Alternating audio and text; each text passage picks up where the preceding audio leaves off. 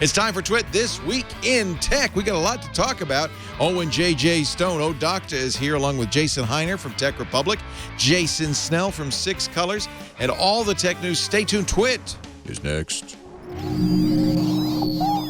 Netcasts you love. From people you trust. This is Twit. Bandwidth for This Week in Tech is provided by CacheFly at CacheFly.com. This is Twit, This Week in Tech, episode 511, recorded Sunday, May 24th, 2015. Reverse Hockey Puck.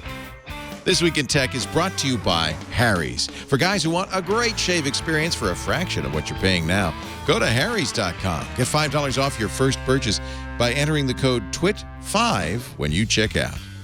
And by Stamps.com. Start using your time more effectively with Stamps.com. Use Stamps.com to buy and print real U.S. postage the instant you need it, right from your desk. For our special offer, go to Stamps.com now, click on the microphone, and enter TWIT. That's Stamps.com, offer code TWIT. And by FreshBooks, the super simple cloud accounting and invoicing solution designed to help small business owners save time billing and get paid faster. Try it free at freshbooks.com/twit. And by Audible.com. Sign up for the Platinum plan and get 2 free books. Go to audible.com/twit2. And don't forget to follow Audible on Twitter, user ID audible_com. It's time for Twit This Week in Tech, the show where we get you all the latest tech news. It's our Memorial Day weekend show. So I want to thank all the people who are here because they gave up their lives practically to be here. Jason Snell, good to have you from sixcolors.com. Happy to be back. Appreciate it. Thanks you didn't have a inviting me. barbecue or anything going on? No, not this weekend. Good. Well, we're glad you're here. Owen J.J. Stone is here. We know he gave up a pool party full of beautiful women. I'm here under protest and duress. And if you're seeing this transmission, call 911. I need assistance. You can blame Christina Warren because she was booked and she bailed at the last minute. She's probably at that pool party right now. Right? Living the dream. Living my dream. I am very grateful, Owen. Thank you so much for being here. Also, whoa, careful. Are you wearing pants? Because it almost... Almost. It was a gut check time decision. Just made it. I just learned his last appearance. It got darker and darker, and people were saying, turn on a light. He just told us he couldn't get up because he wasn't wearing any pants. And I'm currently not wearing pants. Let's just let it be known at any time. Oh, Lord. I am not wearing pants. Okay. So. TMI. America. People die for my freedoms, and I have the freedom to not wear pants in my own home. Very appropriate to go commando Memorial Day. Very appropriate for Memorial Day. Jason Hiner's also here. It's good to have you from CBS Interactive and Tech Republic in beautiful Louisville. Louisville, Kentucky. Louisville. Yes. Did you go to the Derby? I did not go to the Derby. You have to be a millionaire. I'm not quite that much of a high roller. I know I tell this story all the time. We used to have a box at the Derby during the .com era. When money was Ziff cheap. Davis did, yeah. Beautiful. Well, actually, Tech Republic did. Tech Republic, wow. Yeah, when before we got bought by CNET. We had a box on Millionaires Row. One of the best boxes on Millionaires Row because we were, .com phenom at that point, and money was cheap. Wow. Well, you still can get a good slice of Derby pie in town. I can still get a piece of Derby pie and watch it on my home screen. That's right. Yes. Nice to have you all. And a salute to all our men and women in the armed forces who risk their lives for us every day, and especially to those who gave the ultimate sacrifice on this Memorial Day weekend.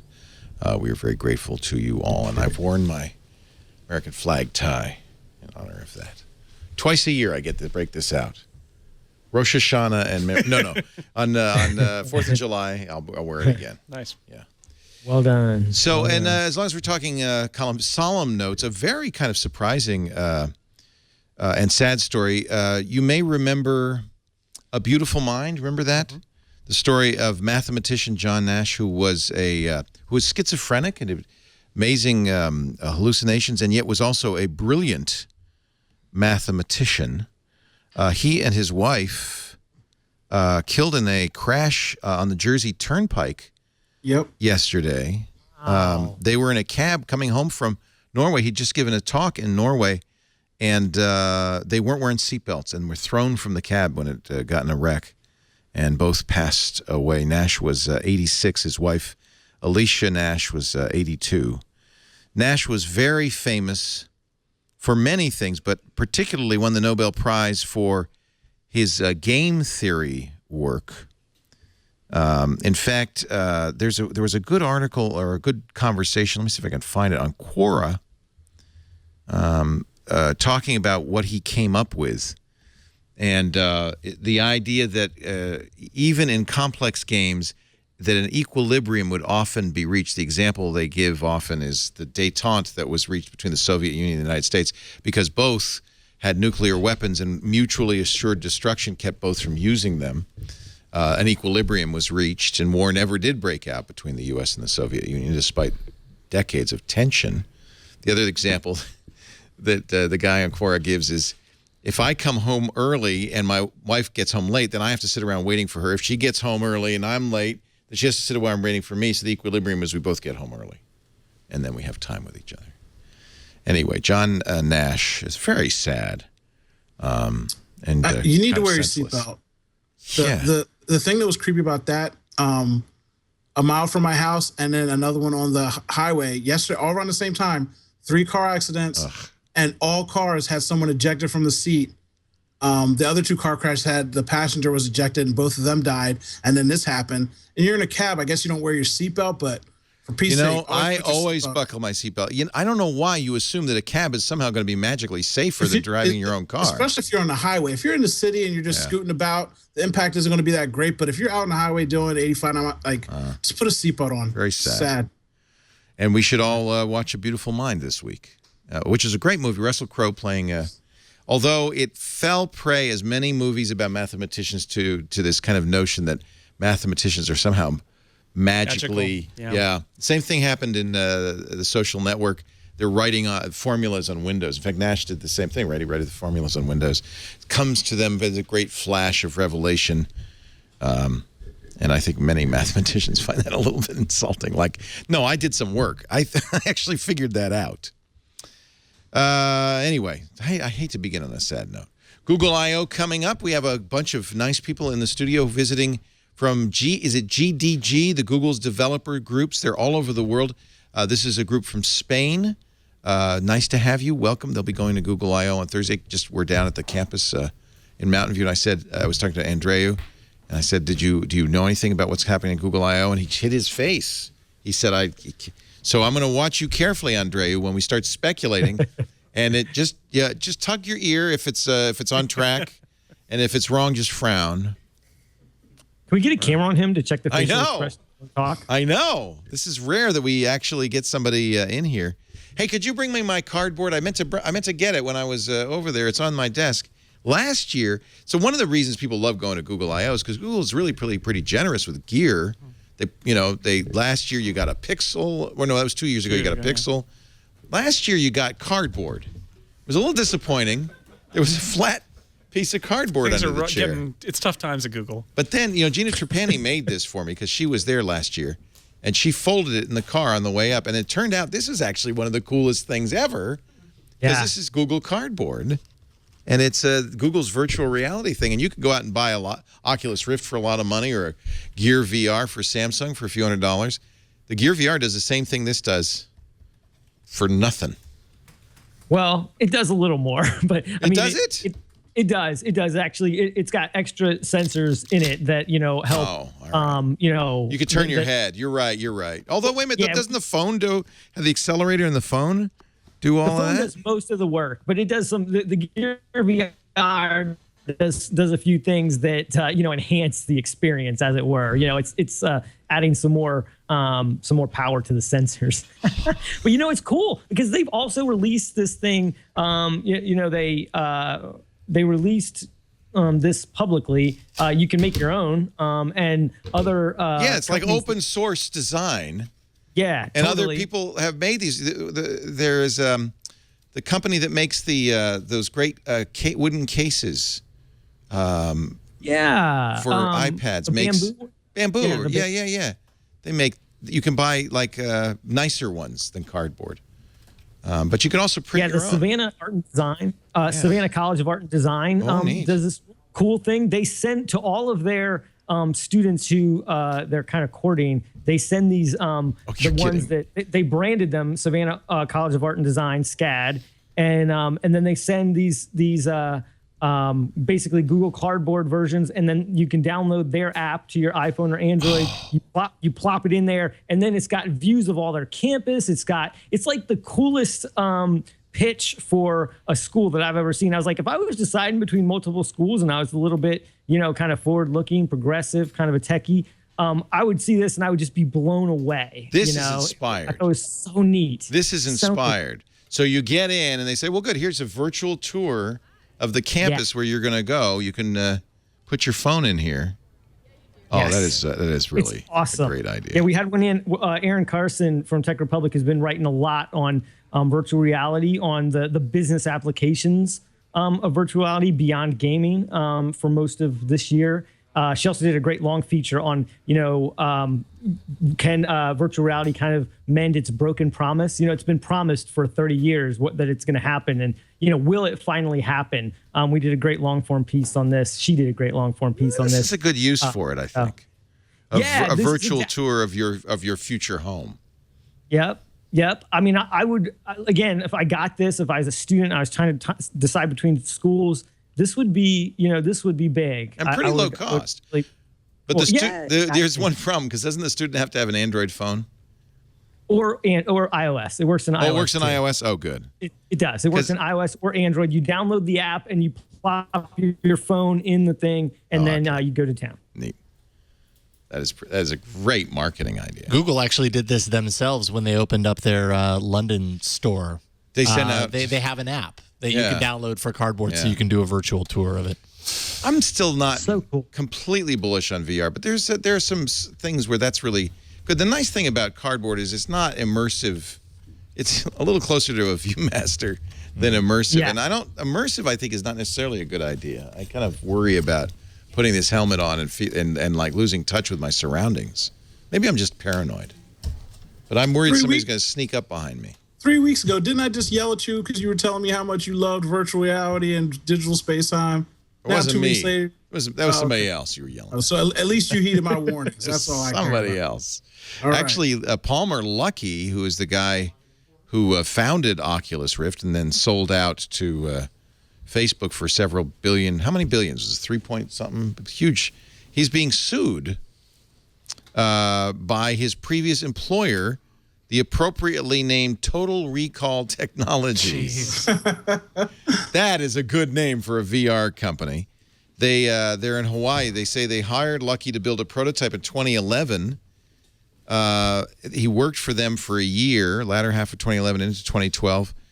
He got feedback and information to improve the design of the display, left, and then launched a Kickstarter campaign for his own head-mounted display called the Oculus Rift. They want $2 billion. $2 billion was the amount Facebook paid. Yeah. Yeah. So, by the way, Oculus is a defendant as well. So. Yeah, Silicon Valley. The Silicon Valley big event was last week, and it was interesting. Luckey, he's pretty prickly. He was on the panel, and for a young guy, he's pretty prickly. They were talking about all that VR is getting these multiple uses, kind of like the ones we were talking about, like SCAD and other things. Medical surgeons are using it so that you can learn, how to do some of these things before you're messing with cadavers and stuff. All these kind of uses that are popping up all over the place right now. And he was not bullish on that at all. He would for him, it's like all about gaming and all this stuff. I think he's kind of right. Is people trying to justify where it's going and all of these kinds of things. So he says it is gaming.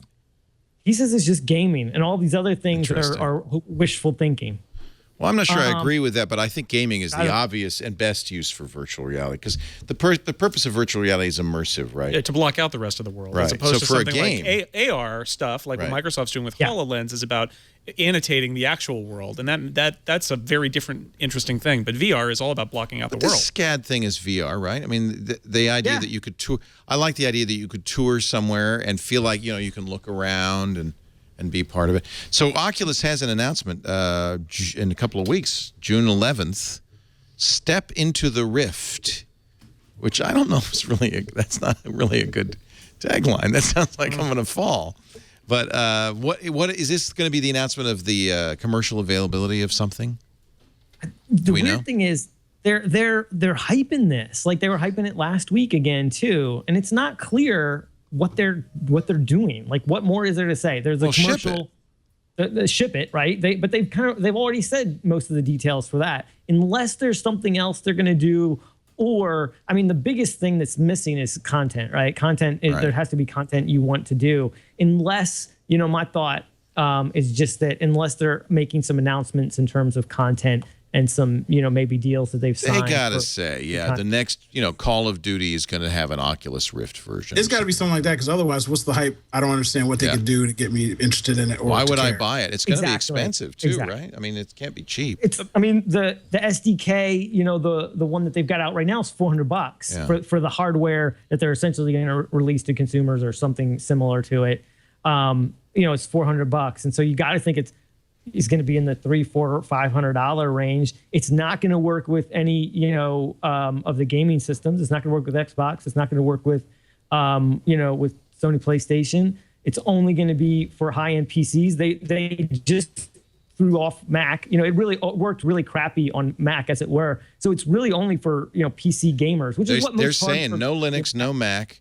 You have to have a pretty high-end gaming PC to power the Oculus Rift. That might be why Palmer Luckey is kind of saying, no, it's gaming. At this point, it is gaming. It's you're going to be buying it as a peripheral for a gaming PC.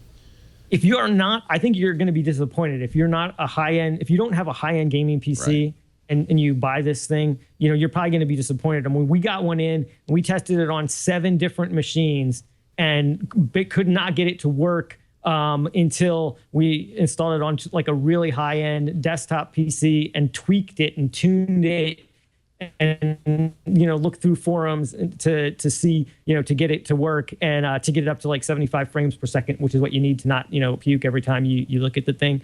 And it was not easy. And so they've got a long way to go in 6 months or so before they release it to the public, because right now trying to use this thing is a serious exercise in frustration. I got a prediction, Owen J.J. Stone. It's not going to be the Oculus Rift. It's going to be the Oculus Beats. And it's going to be the tie-in with Beats headphones. It's going to have built-in Beats sound. What do you think? You mean it? The sound is exquisite coming back from Owen J.J. Stone. There it is. Yeah, okay. There it is. I got you. So basically, do these people not talk to gamers? Because people that game, the reason they're on PCs is because they want that speed and the access that you get from a computer. So I'm going to put something on my face. It's going to be janky and I don't understand. Like, stop making it. Give up. Your life is forfeit. You're wasting your time. No, they got $2 billion to make. I don't care. People give people money all the time for stupid reasons. This is a stupid reason. You made something that only works on high-end PCs. The people that build their own computer and play games love the feel and the touch of the mouse and the speed of the game. I'm not going to put something on my eyes to make me slow down, and I don't think it's going to work. And if that's the market you're marketing to, they've already spent all their money on their computer. They ain't got no money for no Oculus Rift. Oh, that's not true. I see people who buy seats for driving games that move you around, and they've got pedals and a steering wheel. So like you're really driving on the Indy 500 or something like that. Like I said, they spent all their money, Uncle Leo. They've already bought that. Huh? That was as real as it can get. I mean, I imagine they're going to sell a lot of graphics cards, and possibly even systems that are saying this works with Oculus Rift. I imagine they'll do that, but that's going to be the first wave, right? It's people with super high end. They're willing to spend this money just for fun, but there's a long way to go from there to the mainstream, right? First off, it's only on PCs, not consoles, and you're going to have the high specs, and then maybe if it goes well, it trickles down. But they got to make software announcements, right? They got to have. You kind of wonder software announcements. If Palmer Luckey is right, it's just for gaming. Why Facebook? Facebook must have seen more than just gaming in this thing. Why would they buy it? They're not, unless they plan to become a.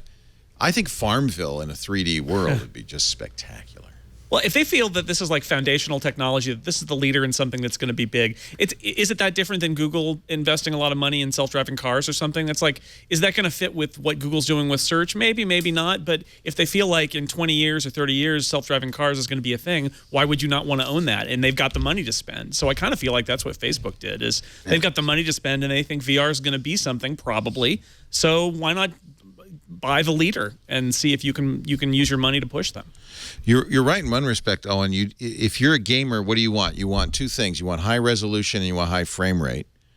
And it's very likely that the Rift, I mean, it'll be, maybe it will be. They're saying, I think that the consumer version may be as much as 2560 by 1440. That's hard to do with two screens.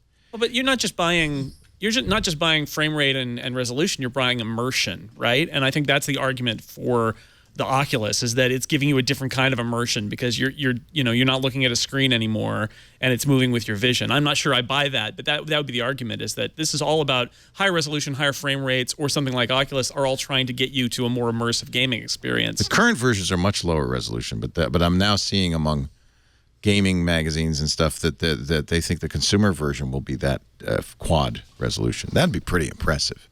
If you can get the latency way down, frame rate up at that resolution, the computer, that's why you have to have a heavy duty computer. In a perfect world, it'd probably be awesome. So I'd like to see it in a perfect world. Yeah.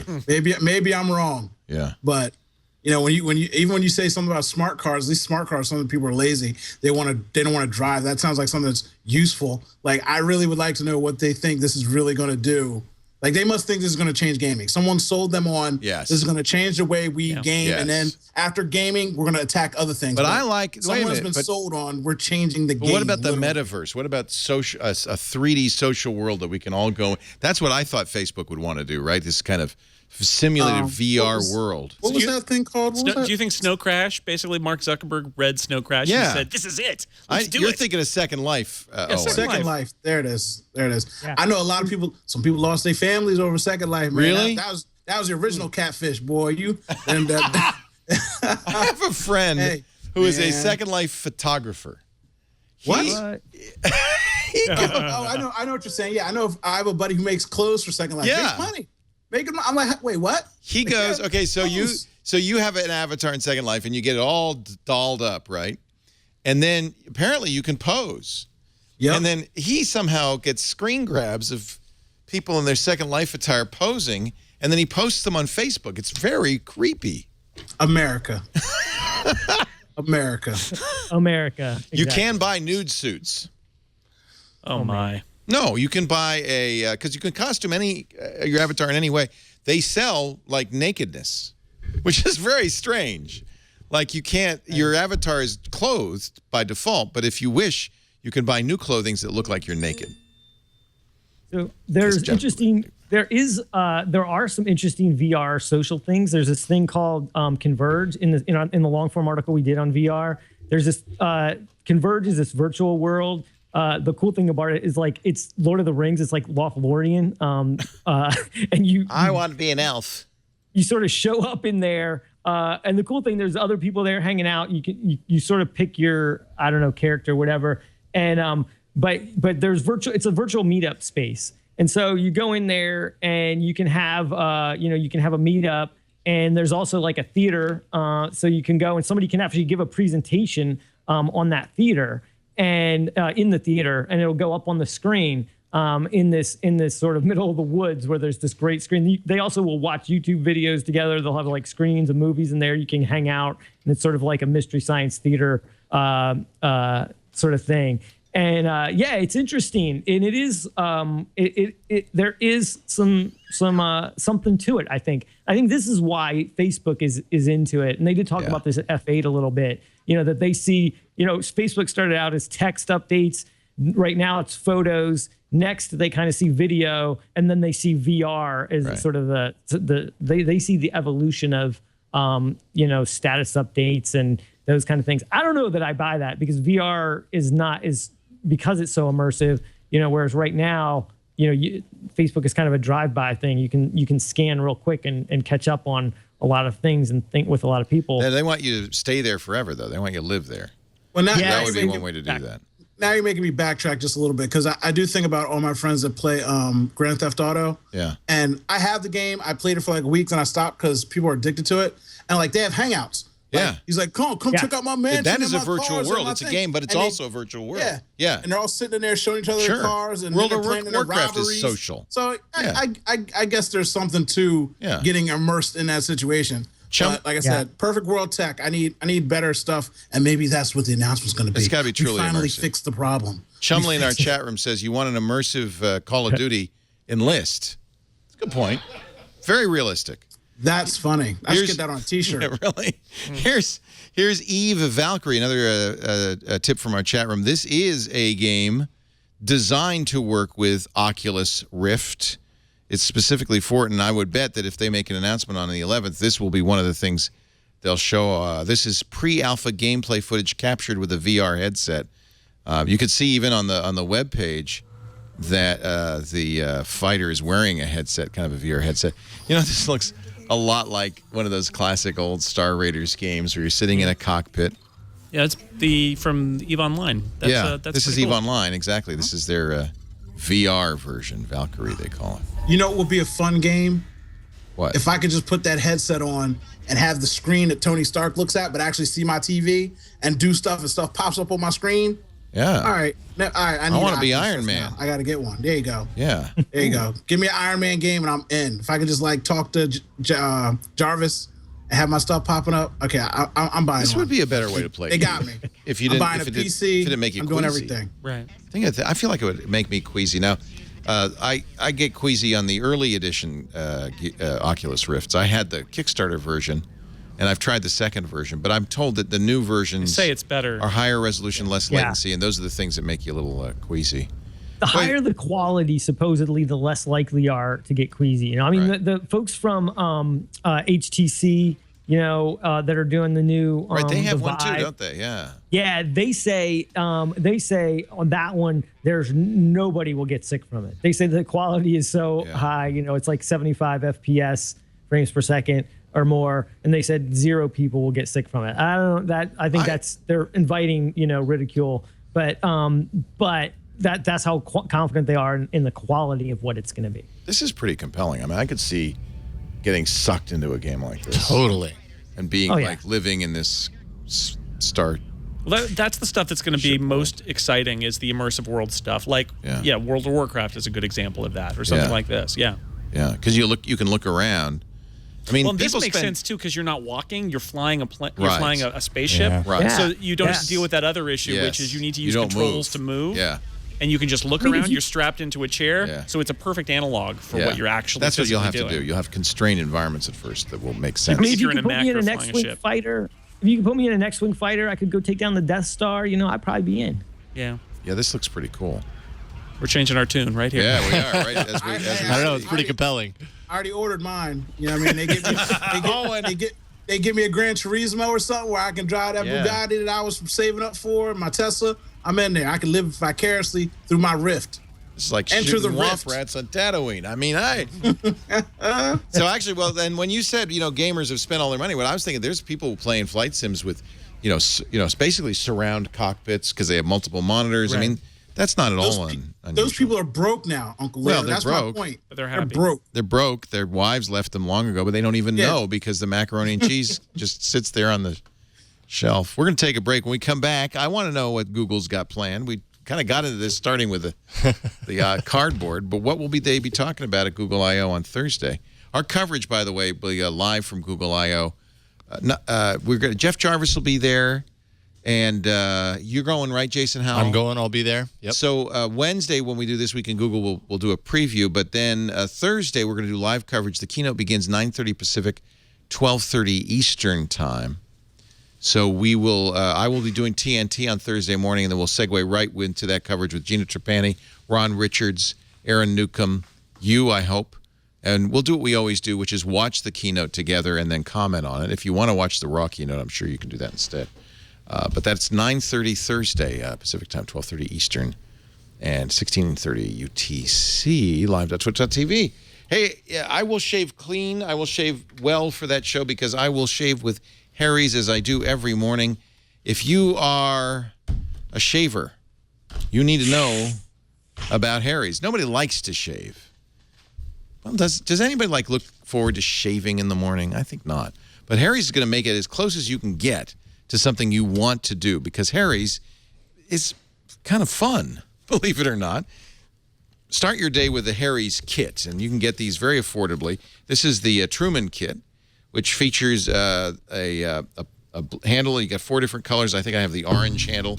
3 blades. Yeah, that's the orange handle. 3 blades. These are really good blades. I'll explain what makes Harry's blades so special in a second. You also get the either the foaming shave gel, which I really like. If you use something like Gillette Edge, this is similar, although better. And boy, does this smell good. Or you can get the shave cream, which is what I use. That comes in a tube. That really gives you a nice smooth shave. You also get this little, I like this little protector for your shaving kit so that when you travel around, it lets the blade dry, but you don't cut yourself when you reach your hand in. Now, all of this, normally $15. I'm going to get you $5 off your first order. When you go to harrys.com, use the offer code TWIT5 at checkout. Harry's is more than just the kit, though, because once you buy the kit, then you're going to want to get the Harry's blades. You can get them by subscription.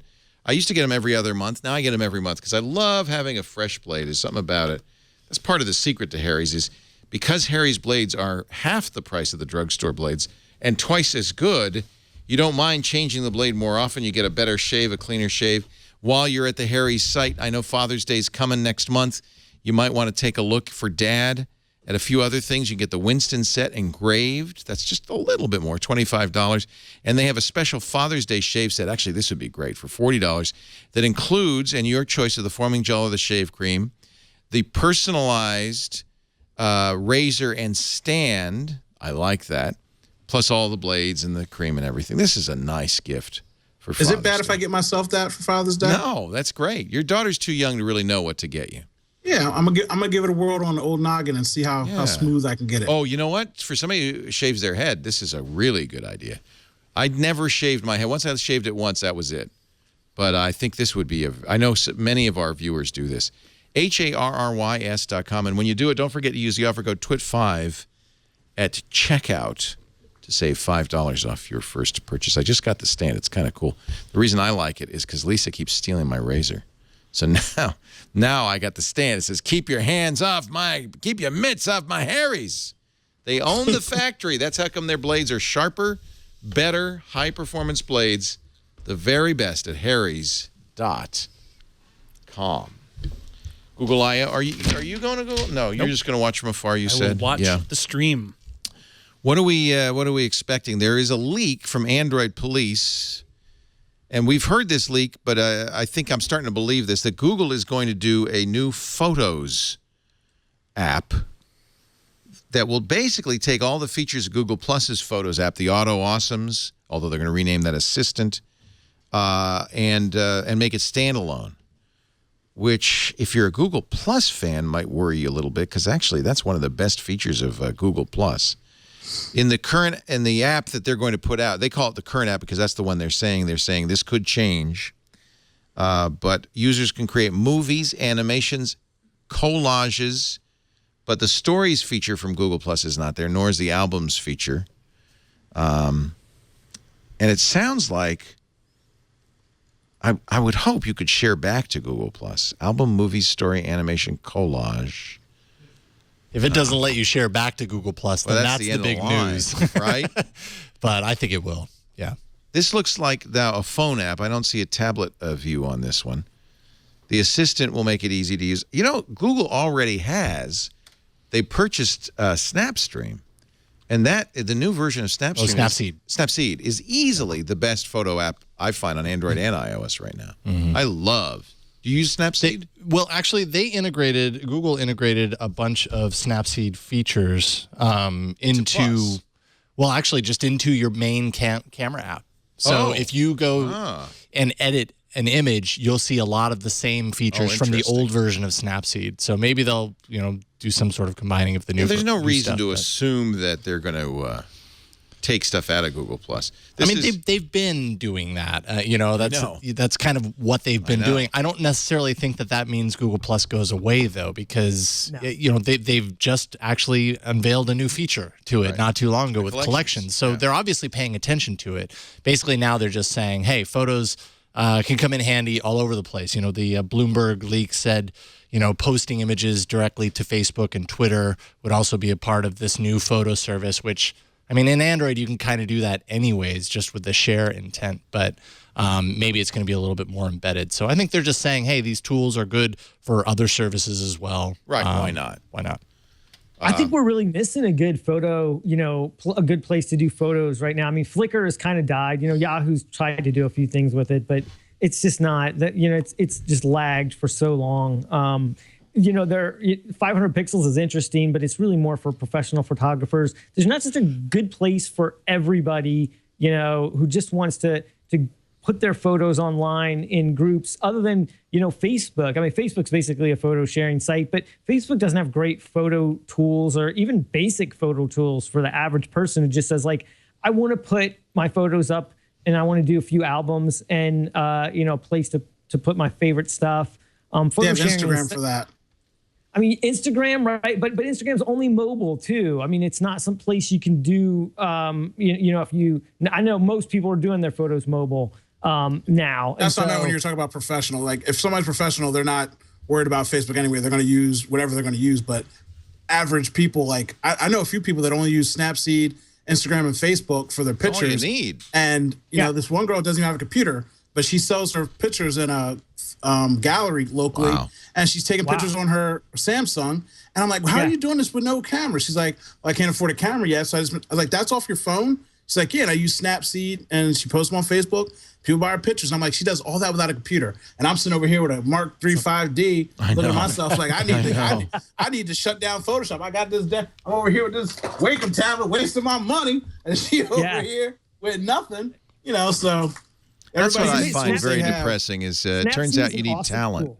I thought if I just bought more gear, I'd be a better photographer, but it's very disappointing. Snapseed is amazing too. Like don't underestimate what you can do with Snapseed. It is like a Photoshop. It is the equivalent, I think of Photoshop for mobile. It's the most powerful editing tool that there is. And there are a few other things you can do to add, to what it does. And other kind of that do sort of cute little things. But Snapseed is super powerful. And the update that they just did is awesome. And it's free. Google bought it, made it free. It's on iOS and Android. It's equally strong on both platforms. And it really is, you can do amazing things with that. I had a number of people, ask me, about photos that they were like, how do you get the colors to pop like that? And it's actually, I'm just processing it a little bit with Snapseed. Yeah. Yeah. And the Snapseed interface makes it very easy to turn up or down effects. So you really, you have a lot of control. This is a picture I just imported. It shows you a histogram. You could then choose your filters. There's tools which allow you to do things like crop, rotate, spot repair, vignette. And then there's filters. And here's the HDR scape. This is a good example. So that's a good one. This lets you turn up or down HDR as you choose and get it just right. And then if in some of the things, if you go up and down, this one too, you can choose different. This is actually a great interface for a touch. So let's say I want to change saturation. I can now turn that up or down. So I really feel like they kind of nailed it with this. It's interesting because these changes are all since Google bought them. This is not the stuff that Nick did. This is stuff from Google. But Jason, do you think this is an opportunity because Apple has so badly fumbled iPhotos? The iPhotos to Photos transition, I think, is a flop. I don't know. I like photos. The problem is that the photo storage is super expensive compared to all of the other, it's not comparable to anybody else. Ones that are out there. I think Apple's Photos apps. I feel like Apple's kind of got their photo stuff together more than it ever has. But there's way more competition than there's ever been before. I also feel like the transition, was kind of forced upon you if you went from to the newest Maverick OS. Well, it was in the latest version of Yosemite. What they did was they put photos in the dock, and sort of made. You still have iPhoto. iPhoto's still there, and so I've heard from some people who feel like Apple forced them to move. And the fact is, iPhoto's still there. They just felt like they were being pushed. Yeah, but you into don't it. feel like it's going to stay there for very long, but, right? And a lot of people, to be fair, are looking around for other options rather than jumping into photos. Well, I but think the this competition is really interesting. Dropbox. I hear from a lot of people who store their they use the Dropbox app to auto upload all their phone photos to Dropbox, and then they use something like Lightroom to manage them if they want to do that. I use Lightroom and Aperture. Mobile is rapidly becoming. I mean, pros like Owen are going to use Lightroom, and they're going to use a desktop app. But really, most normal people, the photos are taken on the phone. They want to modify them on the phone, share them from the phone. And if you have a big camera, there are uploaders for Mac and Windows that'll you attach the card and it uploads them to these services too. I'm okay. I'm going to admit something because I have a fancy camera, an extraordinarily fancy Leica lens. Favorite picture I've ever taken in my life.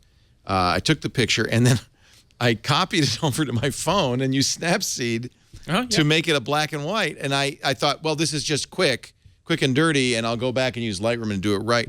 I never went back. It's my favorite image ever.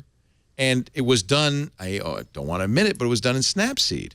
What's wrong with that? Why do you feel that? I mean, what's wrong with that? Yeah. Look, Uncle Leo, first of all, the best tech isn't always the best tech. The best tech is what works for you and what's available. There's people in third world countries with only a cell phone and they get by living the dream. Like I told you, this girl's running laps around me. Isn't that cool? And I tried to I have a backup 70D because I'm stupid. I buy two everything.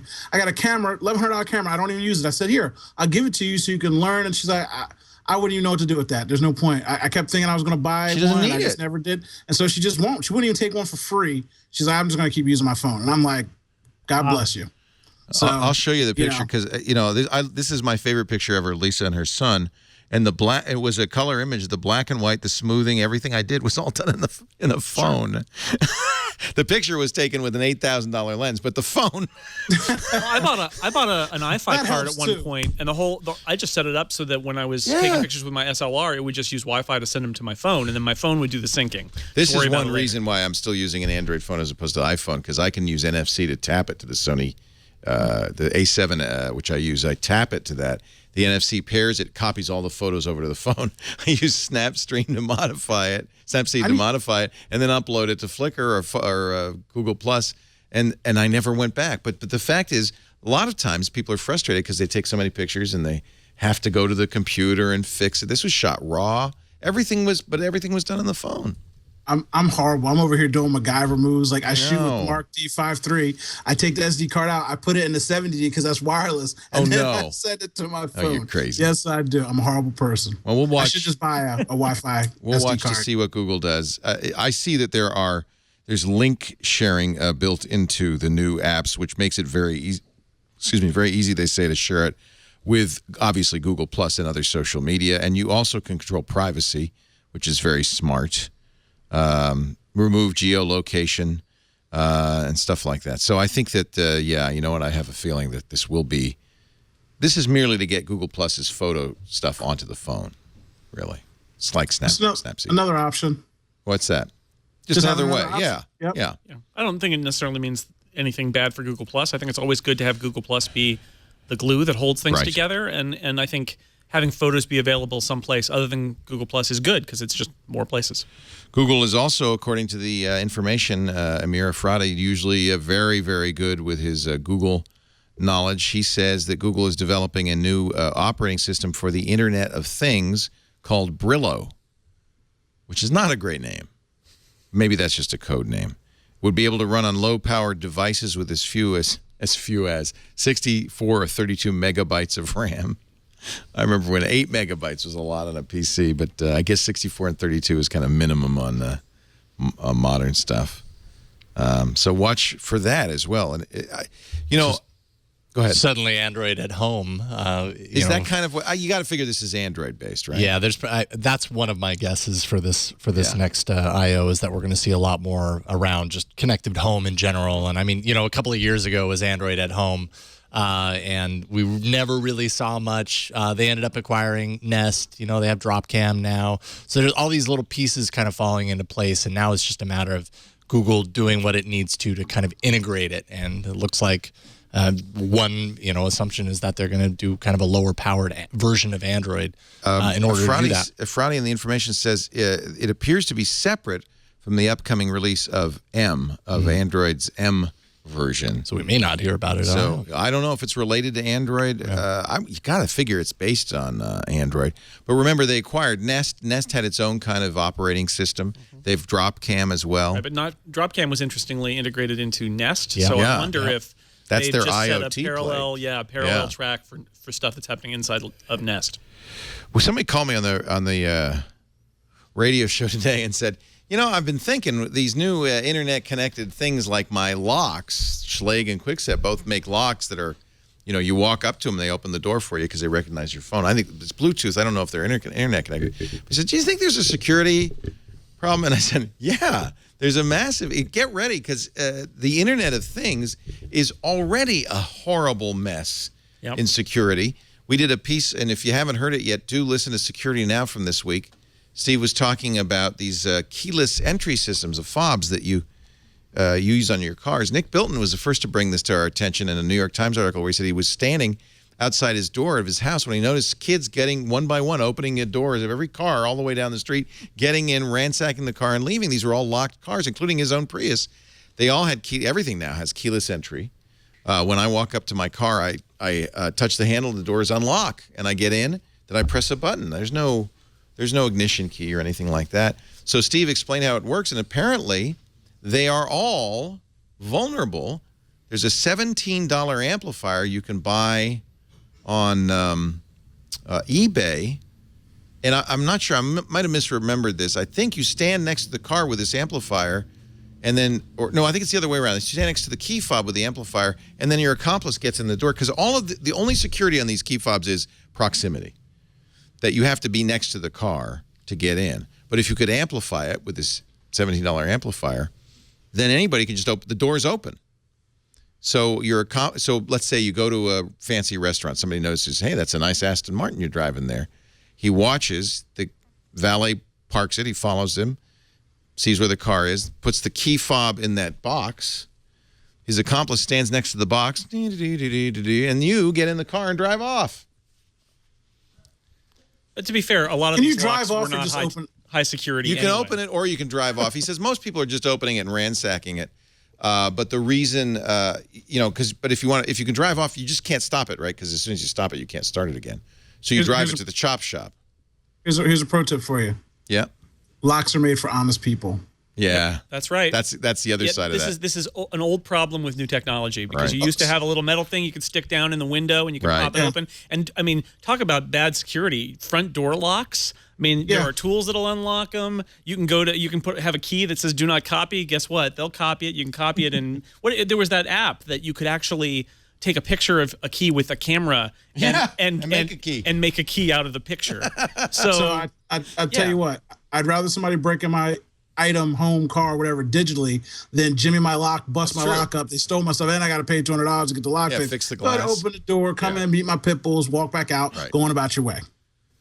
Well, that made me think. Well, because I was thinking, well, I bet a Model T didn't have an ignition lock, right? You could have just stolen somebody's Model T. So we did a little research, and there was an article on Metafilter from Popular Science. It turns out that ignition locks on cars didn't appear till 1949. And then I've thought about, well, your horse, who was keeping people from stealing your horse? Nobody. So it's only been since 1949 that you had the notion even that you could lock a car. You didn't even have locks until 1949. Dishonesty began in 1949. Honesty began in 1949. So really, locks are just a suggestion, a societal indicator that please don't go in here. You're just trying to make it harder so that people don't bother. That's really what it is. Well, this is hard. If you have to you have to go to eBay, you have to buy a thing, you got to stand next to the fob. It's too hard. It's easier to. I wouldn't recommend one of these for your vault. Maybe it's location and a fingerprint scanner. Maybe it's location and there's some cars that have the pin on it. It could be solved. It could be solved. Yeah. Yes. Again, no matter how you solve it, somebody's going to break into it. You always smash the window. If they really want to, right? And they can smash the window if they want and crawl in through the window. I think kind of what Jason Snell is saying is you make it kind of hard so that somebody says, okay, I'm not going to do this. You just want a speed bump. The next one. Yeah, I'll go to the next one. Right. Just a I'll go little down the speed block. bump. Yeah.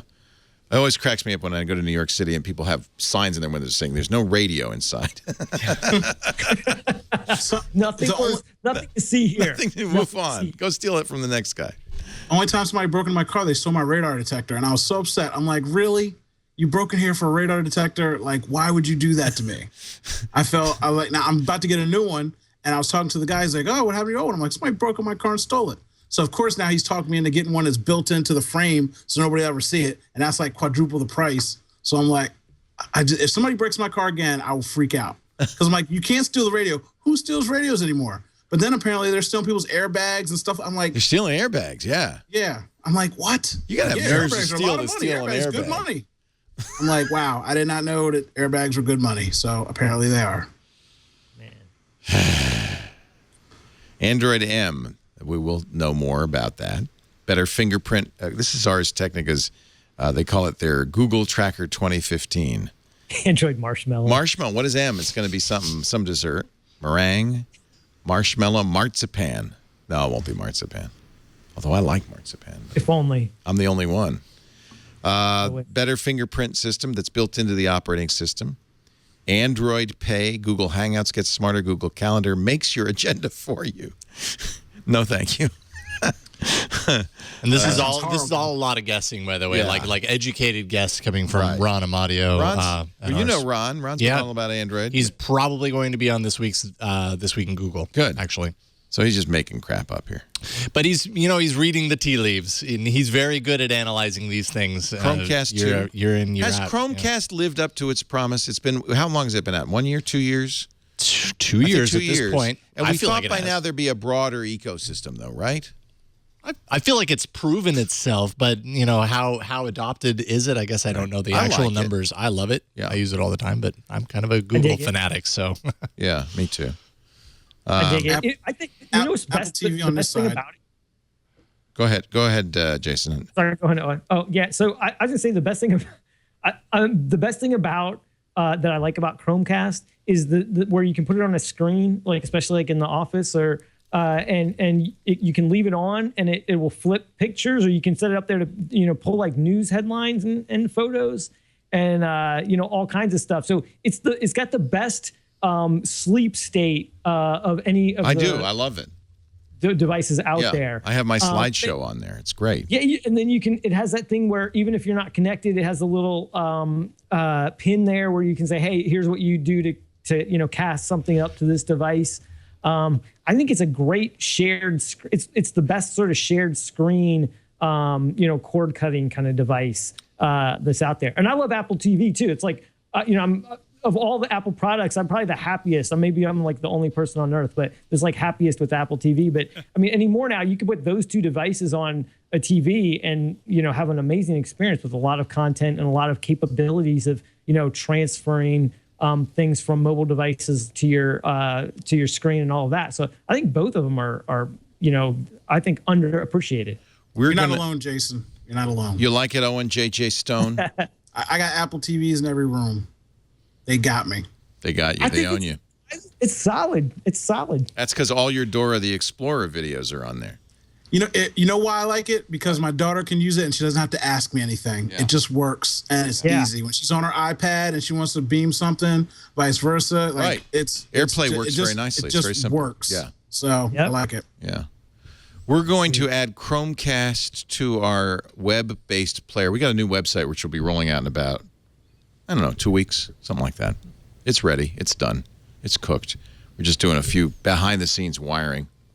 Unfortunately, we're using it. We're going to use a new player. We're going to use JW Player, which I know a lot of people have used before. I think we decided that's the best player to use.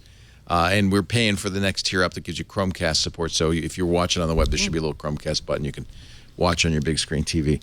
Unfortunately, Jeff Needles did all the coding, and he's gone.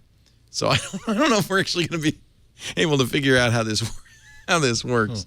But I believe somebody will figure it out.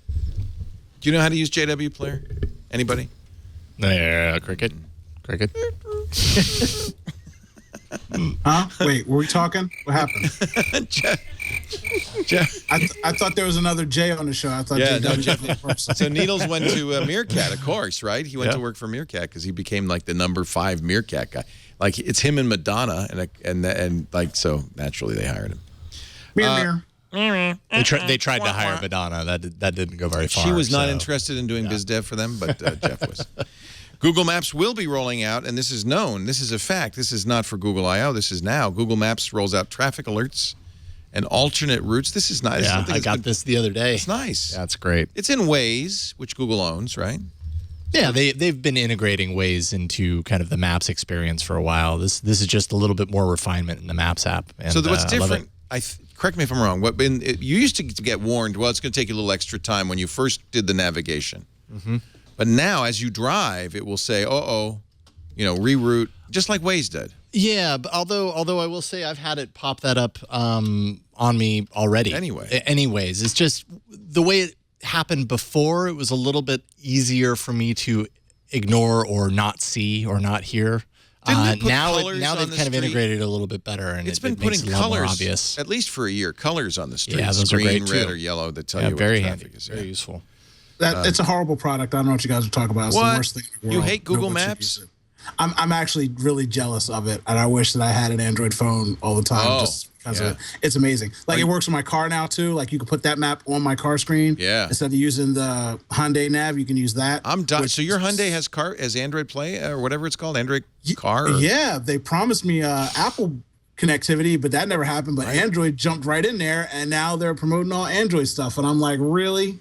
I have built-in, as many people have built-in nav, but that has to all happen on the car, and the car doesn't have much of a processor and everything. It just makes so much more sense to use the network, to use the and it sounds silly, but you have to upgrade. Like every time I take my car for service, they ask me if I want to upgrade the maps, because there have been times when the car doesn't know exactly, and I can call in and on the phone thing now, but I don't want to listen to directions over the phone. I just want it to work on my screen that I have. So if I can plug my phone into it and have it do it over the internet like it's supposed to, that'd be amazing. You can call and get directions? They've got that like OnStar. Hyundai has OnStar. Called you press an OnStar So I call them when the map doesn't come up. It automatically calls them. Then they come down and say, "Oh, you're going to make a right." I'm like, "Get off the phone, Lucy. I'm just going to put my phone on the dashboard and keep it moving. I don't have time to listen to you tell me how to get there." That's got to be a job that's not long for this world. It is. People like concierge, and some people like having their hands held. People are babies. They want someone to tell them what to do. Where's the best restaurant? I can't ask Siri. I want to ask you, a person. Right. So, then the person asks Siri, and and that's how that works. I don't know. Google Maps on the iPhone is pretty great. Although I have a problem with their coloring thing, because if you're red-green colorblind, like some of us are, it's very hard to tell whether the traffic is good or bad. And Apple at least does that part right in theirs, where it's a dotted red line. It's much easier to see. So hopefully Google will get with They're thinking accessibility. Has Apple Maps, is that okay? Is it all better now? It depends on where you are. I have been misled by Apple Maps and Google Maps. Every map can mislead you. And I've also had good experiences with both of them. I think in San Francisco area here, Apple Maps is great. I hear horror stories about other places, because I think Apple's really done a good job, like where its employees in their backyard. Yeah. And then that's where I live, so it's okay for me. That does worry me a little bit about autonomous vehicles, is if they're following the Google Maps, and when you drive off a bridge. You're not going to drive off of. See, why you got to get all crazy? But the map can do it. Did you read that story about the couple who drove off? They drove onto a long disused overpass because their GPS told them to. They drove through like 20 signs that said "Stop, turn back, go away." And if your GPS told you to jump off a bridge, would you? Apparently, those idiots did. So I mean, come on, just. Tone it down. That's rhetoric. Do not. Well, wait a minute. What's going to happen? What's the autonomous vehicle going to do? It's going to stop, because there's sensors and things on your car that tell you there's nothing there. It's going to be very confusing. It's going to be like when my Segway, if I take 1 foot off the Segway, it starts going around in circles because it doesn't know what to do. My car right now has got the lane departure. It's got the adaptive cruise control where it slows down and speeds up, and it works adequate. It freaked me out for like the first 2 weeks, but by that time, technology will be taken care of. You're not going to drive off a bridge. And if you do, your family will sue and they pay a lot of money. Okay, good. As long as there's something. I agree. there'll be override systems. There'll be systems that will, over the vehicle will have its own sensors, as as Owen's saying. Jason says that wasn't a true story. It was in the office. No, I thought it was. I do confuse often fictional TV shows with real life, but I do believe I saw an actual news story about a couple that. But it could be. Who knows? We're going to take a break. Come back with more. Jason Hiner is here. I got to find out what the next chapter is in your book. Yeah. CBS happy to talk about it. Yeah, all right. Well, when we get back, we'll do that. At Jason Hiner on the Twitter. You can find him on CBS Interactive. Jason Snell's here. He's from sixcolors.com and The Incomparable. Anything big going on in your world? Not a lot. Did that David Letterman documentary thing. Yeah, I last still haven't. week I keep meaning to listen to that. to Listen to that. It's good. Did you watch the last show? I did. Did it live up to your expectations? It was good. It was not teary or anything like that. And they did an amazing montage over Foo Fighters playing Everlong. They did this insane montage that their producers were putting together for like 6 months. It was a lot of images. It went too fast. I couldn't see it. The next day, a guy on Facebook posted an annotation. It has screenshots of every single thing and what all of them were shots of. Of course, which is pretty amazing. They knew somebody would do that. Yeah. Pretty cool. Thanks, Internet. Listen to The Incomparable then, the farewell. Yeah, it's called Monkey Cam, and it was my farewell to Hashtag, Letterman. Thank you, Dave. And not named Jason, Owen J.J. Stone. He could be at a pool party right now with some beautiful women. Picture me in the prism in Superman's world. I'm under duress. He does not want to be here. Guilty. Right? Somebody break this glass and send me off to another land. No, Please. You got another hour. Kneel Owen. before JJ. Somebody help me. Help me. Did you at least give the girls the link to the live show so they could watch and marvel at you? Here's the thing about nerddom, okay? I'm trying to seem cool, and again, trying to explain it. I'm sitting on here with a very contrasting panel. Does not help me. No, all you got to say is I got to go be on this TV thing. I'll be back. See, look, I'm waiting till they're getting drunk now. This is prep work for me. I had to sit there and be cute for 2 hours, but now I'm just going to be drunk. By the time I go back up, everybody's sauced up. All right, Zod. We'll be back with more in just a moment. Our show brought to you by... He's trapped. Stamps.com. Why would you ever go to the post office when Stamps.com is in this world? It makes mailing and shipping easier, but it's more than just... We often talk about go print your own postage at your desk, either your computer or your printer, but it's more than using your own computer and printer to buy and print U.S. postage. There's the digital scale, so you always have exactly the right postage. It helps you decide what the best class of mail is. It does all sorts of things. You even get discounts on packing, on insurance that you can't get at the post office. You can import addresses from all your address books. Use cost codes to track postage spending by customer. Get automatic address verification. You could not get better than this. It automatically prints out certified mail, return receipts, international customs forms. It will send an email to the certified mail recipient saying your package is on the way. Just goes on and on. I want you to try it right now. If you visit Stamps.com, click that link in the upper right-hand corner, the little microphone up there, and use TWIT as the offer code. We got a $110 bonus offer for you that includes the digital scale and up to $55 in free postage. Stamps.com. If you don't see my face, turn back and do it again. Use the offer code TWIT. If you see Adam Carolla, don't do it. Turn back and use TWIT as the offer code. Stamps.com. If you see Chris Hardwick, don't do it. Turn back. That's not the right offer code. These are not the droids you're looking for. I'm nervous. I'm going to do the Nerdist next month. I'm going down to record. He has like big name celebrities on. I don't know what I'm going to do. Would you write some jokes for me? Celebrity. Nah. I need Owen, you got to write me some jokes. Uncle Leo, I'm pretty sure after you get talking for 15 minutes in an uncontrolled environment, hilarity will ensue. You got to give me some DWB jokes. I'll help you out. That'll go over well. Jason, people can't take jokes. Jason, tell us about the next chapter. Because who was the last person you did? It was Tom Merritt, right? Yeah, and then the one we just released after Tom, chapter 5, was Veronica Belmont. Oh. Yeah, excellent. So, Veronica, who's so humble, and so self-effacing, has done so many amazing things, and has pretty much been on independent, primarily independent, since she was in her mid-20s, and now she's kind of fully independent, doing lots of different gigs, is in demand, and is currently has about, as we talk about in the chapter, about 5 different TV projects that she's kind of pitching or in talks about, and she's doing a new show at Engadget, right?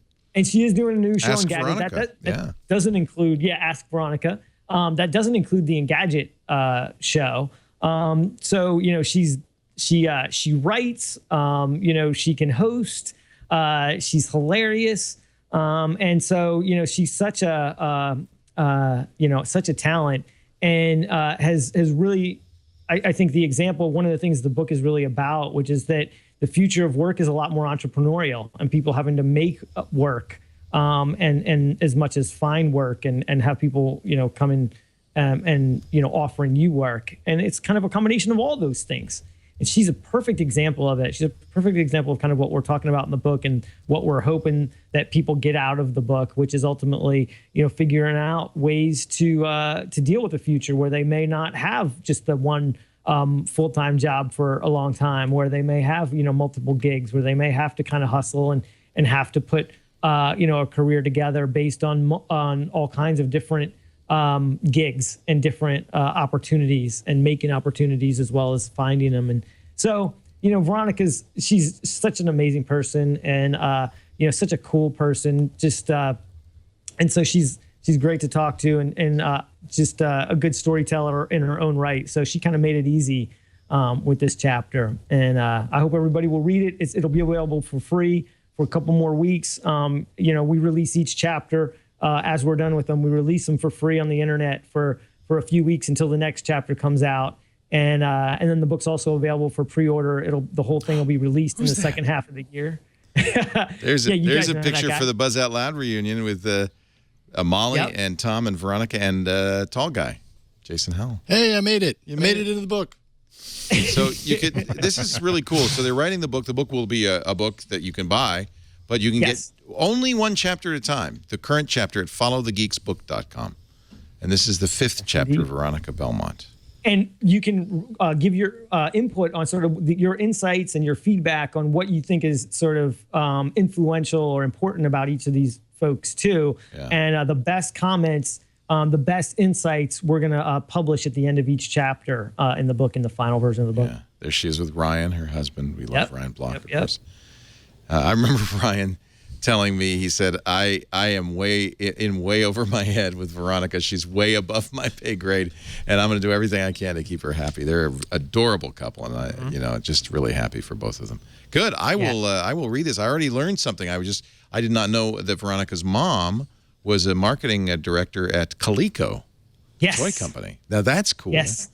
That's her mom is awesome too. Yeah. Her mom is. Yeah, it looks like you interviewed her, so that's great. We did. Yeah. We did. Yes. Followthegeeksbook.com if you're a cheapskate. Indeed. And the next chapter, chapter 6, is really interesting too. Oh. So anybody we know? It's all been somebody we know.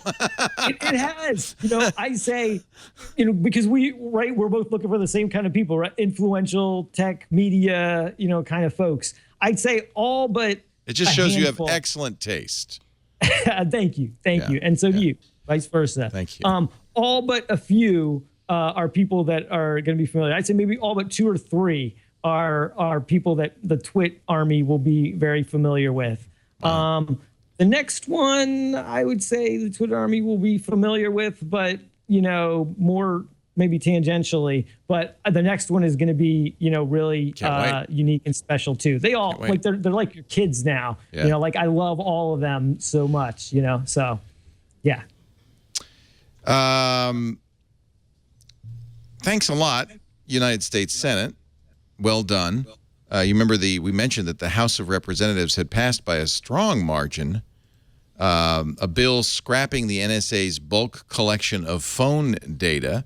But of course, in the way it works, as I remember from, I think I'm just a bill on Capitol Hill. I believe that after the House passes it, then the Senate must pass its version.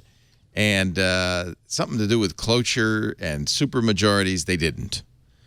And then they went home for the Memorial Day holiday. Little credit to Rand Paul, who filibustered to prevent the renewal of the Patriot Act. All of this kind of goes back to the Patriot Act. Section 215 of the Patriot Act allows the mass... Of what? Rand Paul? Because that when you look at that, it's just the most childish in the country.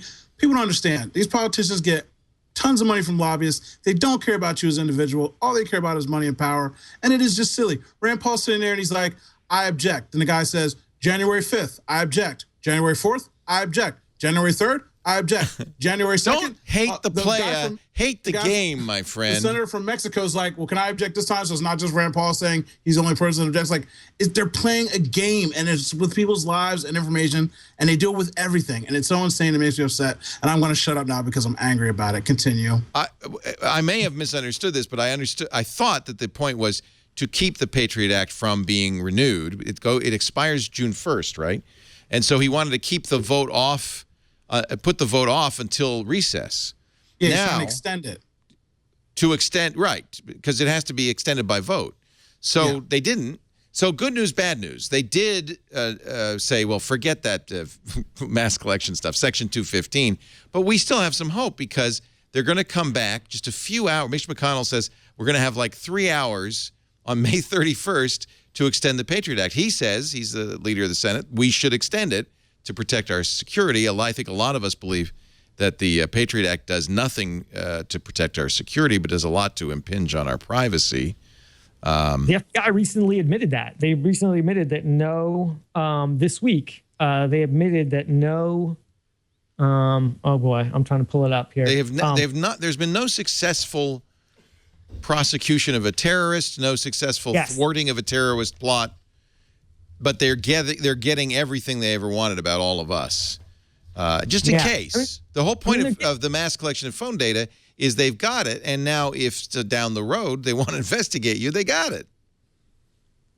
Yeah, I mean it's just gotten so out of hand, and so it's one of those things that it's time, right? It's time to peel it back. I feel like that there's in the United States there's kind of at this point. A sense that maybe the Patriot Act went too far. No, look, nobody wants to be the person that passed or didn't pass a bill, and then there's a terrorist attack the next day.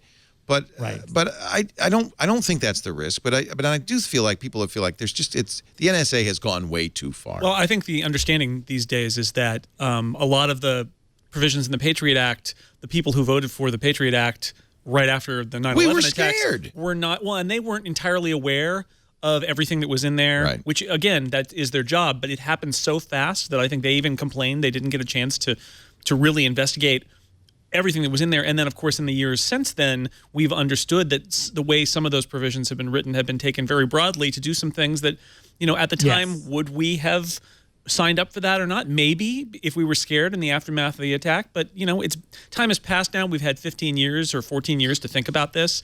And, it's interesting that some people are saying, look, we just can't do a blanket revision of this. We need to talk about this stuff. The ACLU said the Senate is in gridlock, but the tides are shifting. For the first time, a majority of senators took a stand. It was 57. They needed 60 votes.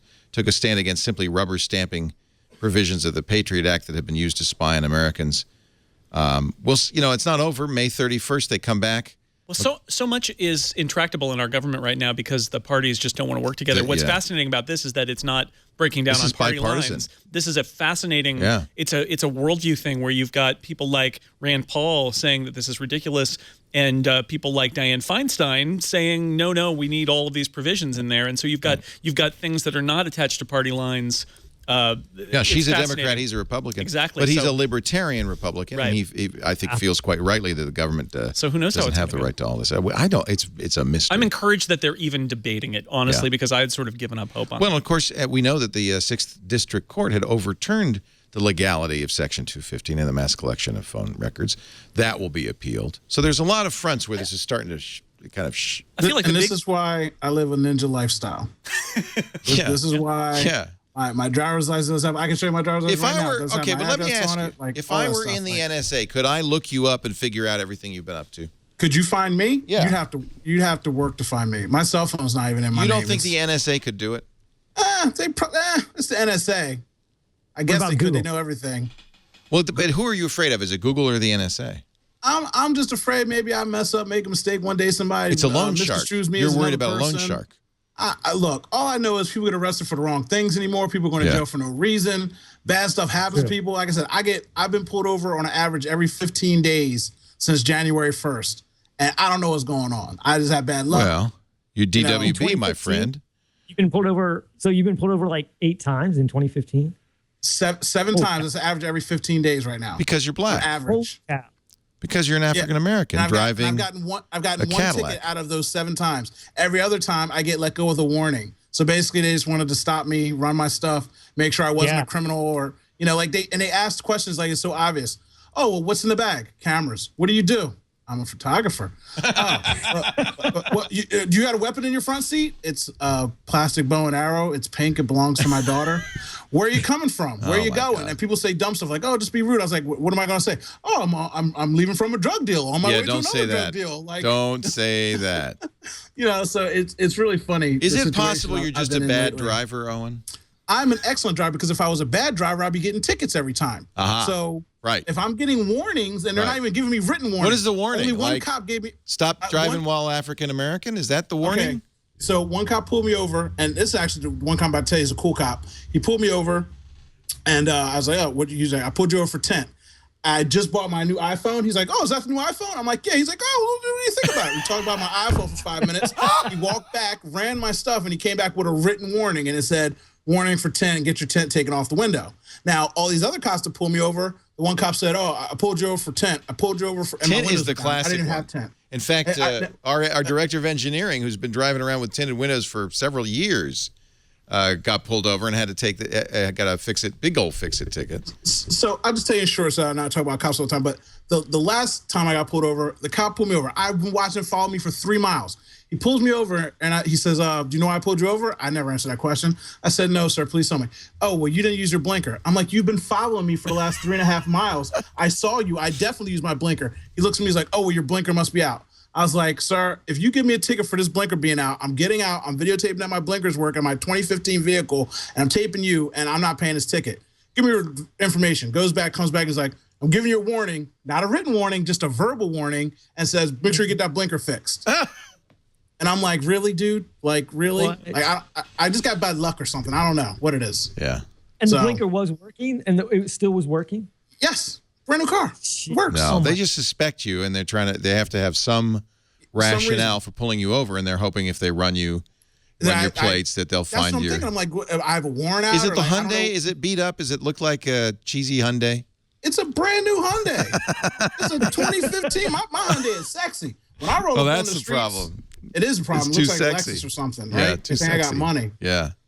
So anyway, all right. NSA can't find me. I'm off. Hey, the grid. where do we stand now on the net neutrality rules? Have they even happened?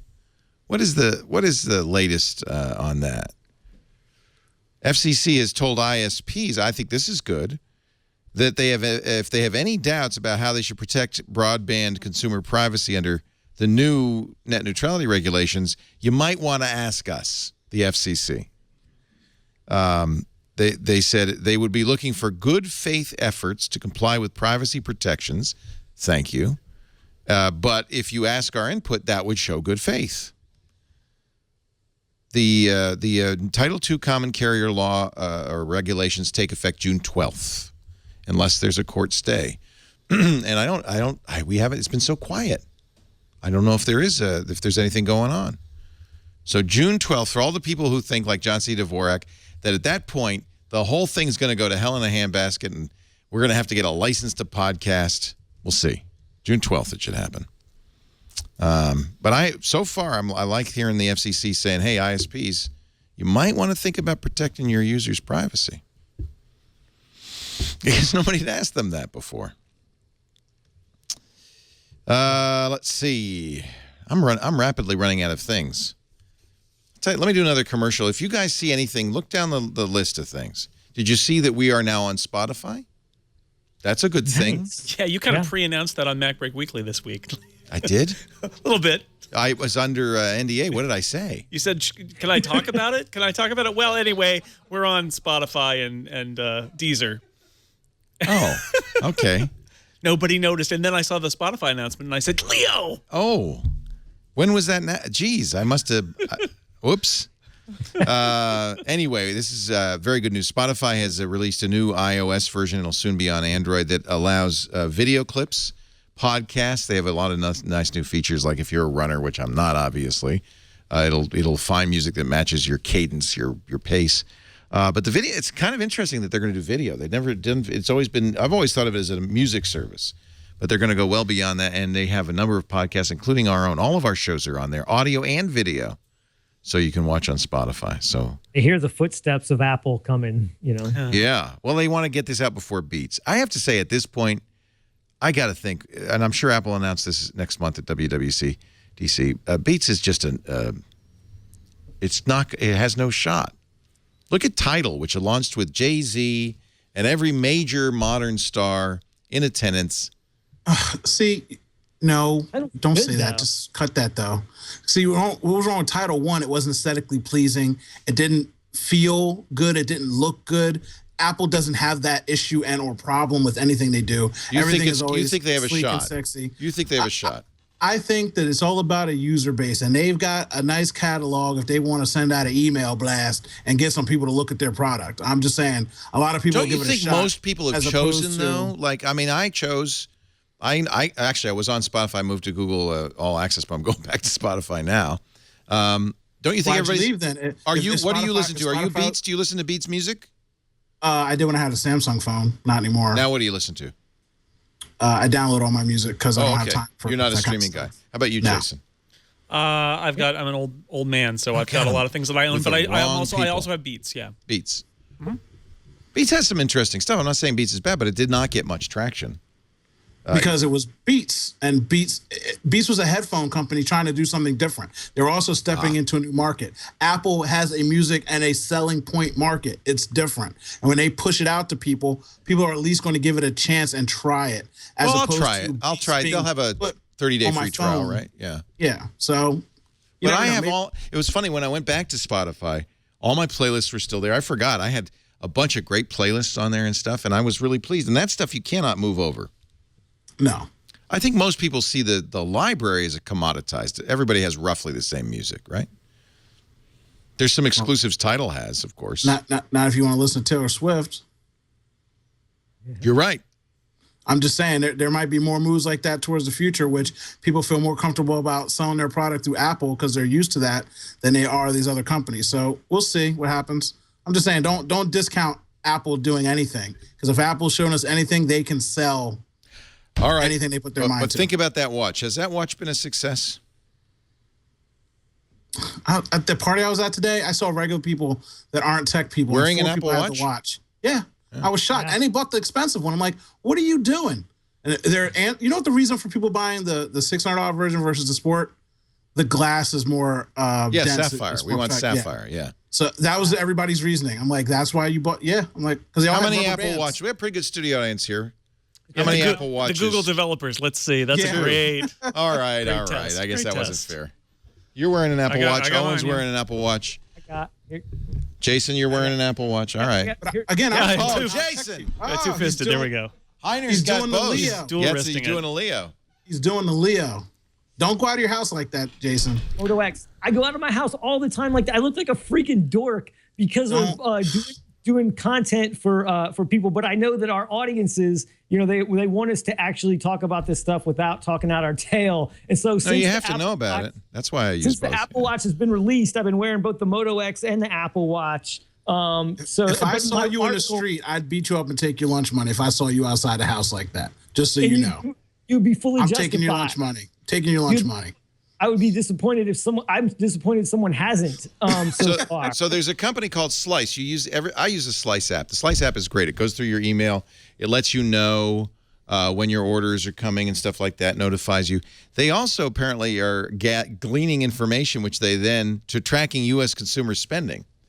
And, of course, Apple sends you an email. So if you're a Slice user, as I am, you'll get a Slice notification saying your watch is on its way or whatever.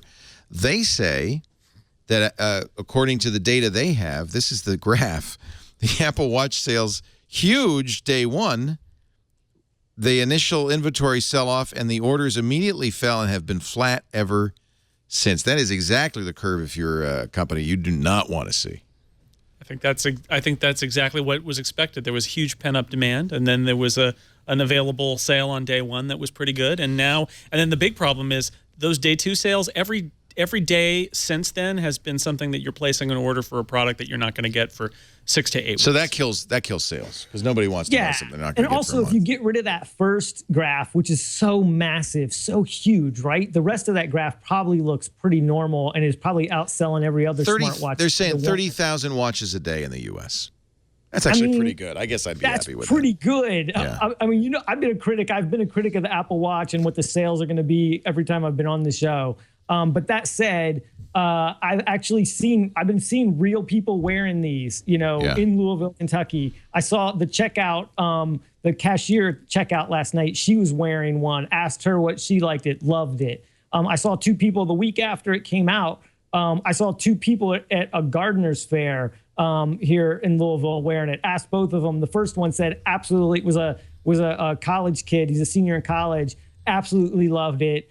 And he also had like the iPod the iPhone 6 Plus. And so he said, between the two of them, like he does so much of his computing, that way now. And then saw another guy.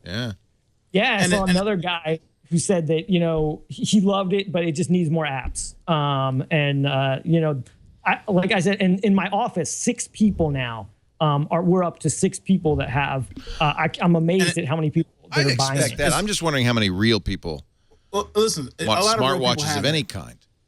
That's what I was about to say. If you're thinking about the way that reverse hockey puck looks, you also have to think about the fact that Apple, again, has a way of selling things. By the way, no matter how that reverse hockey puck looks exactly the same. It's a hockey stick, you meant, right? Stick. Okay. I'm drinking. I'm talking. Listen, you know what I'm saying. Don't clarify me. Listen to what I'm telling you. The bottom line is that Apple sells things, and even though that chart looks the way it looks, reverse or forward or backwards, they still sold more watches from Apple than the other smartwatches have sold in like a year, 6-month period, whatever. You see more people wearing Apple watches than you saw Gear 1, Gear 2, whatever. So in that essence, it's a success because regular people are buying it just to try it because Apple said so. It took Apple 2 years to sell 2 million iPods. They're selling almost 1 million watches a month in the U.S. Yeah, that 30,000 a day is like 10.5 million a year. Yeah, that ain't bad. That's crazy. In fact, it's selling faster than the first iPhone. It's selling faster than the first iPod. So I guess it's not selling as fast as the first day, but what could? Think about that. How many Apple Watches have you seen out in the wild versus how many Gear 2 watches? Well, not many of either, really. 0. Let's see what's... You don't go outside. You live in that town. You have a town made of robot people. Most people don't wear watches. Most people don't. Petaluma's like 42 Leos, and that's it out in Petaluma. You got to get outside that town and meet some people. You'll see. I'll ride my Segway to the city limits, but I won't go beyond. That's pretty much how you're living. Hey, let's check. You know what? If we had a great week, we'll get back to this topic. But I want to show you. If you watched any of the shows this week, you saw a lot of good stuff. We got just a Letterman style kind of cut down. Nice. Of all the stuff that happened this week. Previously on Twit. Chatbot. iOS Today. This is our new set. It's beautiful. My brain is connected to your brain. This is the show all about iOS, Apple Watch, iPhone, iPad. Apple TV. The new screensavers. Sometimes you want to make devices that save mankind. And sometimes you just want to make a big stabbing robot. I, for one, welcome our robot overlords. Security Now. They are known as passive keyless entry and start. I have keyless entry on my car. All I have to do, I just touch the handle and it goes click and it opens. Yes. Anyone who wants to can take your car and drive away with it. No! I'll explain how. Twit. Now, where'd I put my keys? How about my Segways? They can't drive away with those, can they? That, you'll be able to chase them on the Segway. 12 miles an hour. Be like that low-speed chase on Seinfeld. Got a big week coming up. Mr. Mike Elgin has details. Coming up this week, Recode's Code Conference begins Tuesday in Southern California. Pebble's new Pebble Time smartwatch ships Wednesday. And Google's annual Google I/O Developers Conference starts Thursday in San Francisco. We'll cover the keynote live at live.twit.tv starting just before 9:30 a.m. And, of course, Leo will host Tech News Today at 8:30 a.m. on Thursday. Back to you, Leo. What? 8:30 in the morning? Oh, dear. Our show today, Show today brought to you by FreshBooks, the super simple cloud accounting solution that makes it easier for you, if you own a small business or you're a freelancer, to get paid fast. If you charge for your time and hours, you're going to love it. You can actually use their iPhone or Android app to keep track of time and hours. It makes it so easy to invoice and, very importantly, makes it so easy for your clients to pay you. In fact, on average, FreshBooks users get paid 5 days faster. If you're using Word or Excel to make your invoices, as I was when I first discovered FreshBooks, you've got to try it. Professional-looking invoices with a Pay Me button right on there. It also makes it easy if they don't pay you because automatic reminders are sent out. Most FreshBooks users save about 16 hours a month on those administrative tasks like making invoices. Wouldn't that be awesome? That's like 2 whole extra days a month. On average, they double their revenue, too, in the first 2 years. If you ever need help, the FreshBooks supports rock stars are there, ready to amaze you with their helpfulness. I think you'll like it. I used it for years, and it really, really was a great solution. Good for receipts, too. I had to bill for, meals and travel and hotels. All of that, you take a picture with your smartphone, enter the receipt right into the invoice. Couldn't be easier. And come tax time, you will be very happy. Don't make it easy this year for taxes. FreshBooks. Start it right now for 30 days free with no obligation. FreshBooks.com/twit. And don't forget, when they ask you, how did you hear about us? Make sure you mention twit. FreshBooks.com/twit. 30 days free right now. We thank them so much for their support of This Week in Tech. Barack Obama is on Twitter. POTUS, @POTUS. I always thought he was because there's an @Barack Obama. Apparently he didn't. That wasn't his thing. What's the deal there? The tweet was funny. It was like, they finally let me have an account, after 8 years or whatever. Fantastic. And now he's fairly active on this. He did, I think he would tweet on the White House account with -BO, his initials, then you would know he did it. But look at all of this. The funniest thing is Bill Clinton, when he sees the POTUS account, says, "Welcome to Twitter, POTUS. One question, does that username stay with the office? #asking for a friend." These guys have mastered social media, I got to say. And then the president responds, "Good question, Bill Clinton. The handle comes with the house. Know anybody interested in FLOTUS?" Which would be the First Lady's account. Mm-hmm. Of course, Clinton would be, if Hillary Clinton gets elected president, I've heard she's running. If you use Twitter, you can't help but see she's running, and she's apparently bought every Twitter ad forever. Is that just me?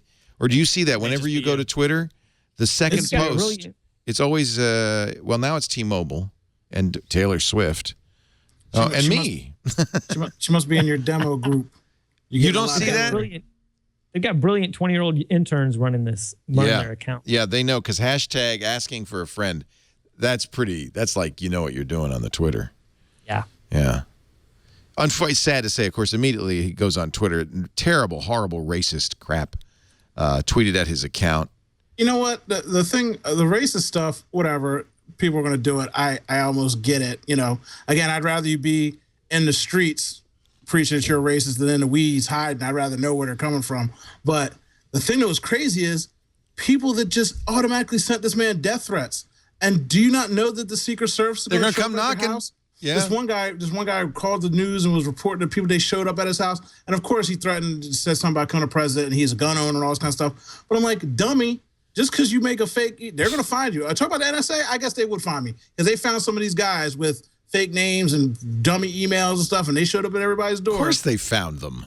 And they found them quick. So yeah. I'm like, how stupid are you? Yeah, it is pretty stupid. The president's people said, look, we knew that would happen. Of course it would. But we think the opportunity to interact directly with voters is so valuable, we're willing to put up with a little bit of trolling. Everybody gets trolled on Twitter. I don't know his values for him anymore. He's done. Yeah, that's a good point. But as he said, this is just the president's account, whoever the president is. Yeah.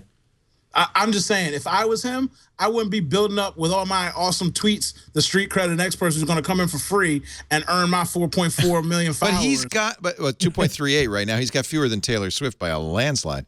But he's got to figure out what he's going to do after he gets out. He needs a job and stuff, right? So that's why he has his own name. You don't go pimp yourself on POTUS when you don't get to keep POTUS. Yeah. That's not branding. That's not marketing. And somebody should have told Barack that. But apparently he didn't call me like he should have. So he's making mistakes. You're going to waste them golden tweets on POTUS, and then somebody else gets to come in there and take it from you. That's a very good point. No way, Jose. Not happening.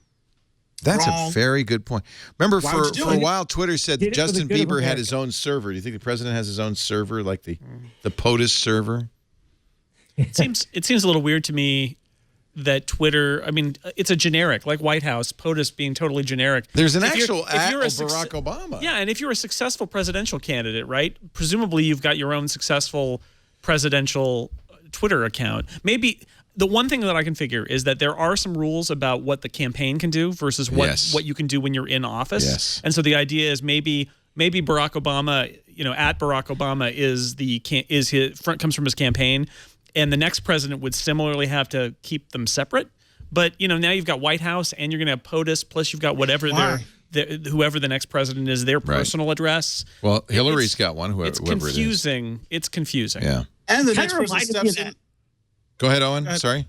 I said, and the next person that steps in to be president, honestly, they're not going to want to touch Twitter or any kind of social media because they're going to be busy. And you make one false step and you're slammed. Barack could come on there and shoot threes all day and miss. It doesn't matter. He's on his way out. But a new person coming in isn't going to hop on POTUS and start making jabs at everybody and trying to be funny. Like, fool, you better run my country. You ain't got time to be tweeting. Anyway. That's kind of my feeling. And by the way, they show a picture of him using an iPhone, but he does not have an iPhone. So he obviously borrowed somebody's iphone because he has to use a BlackBerry. I mean, who knows how much Barack, was really involved with this launch. And the only thing that I thought was sort of cool about it, it sort of reminded me of, that movie, The American President, where Michael Douglas plays the president. And he's taking hits all day from this guy who's running against him, Yeah. And Aaron Sorkin wrote the screenplay, so they're going to slam Twitter or whatever. Yeah, what happens? Well, then he gets to his speech at the end, and he sort of lays into this guy and sort of, reads him the riot act, and it's all great. But the last line of it, because this guy, in his campaign speech where he's dogging the president, keeps saying, my name is, I can't remember what his name, and I'm running for president.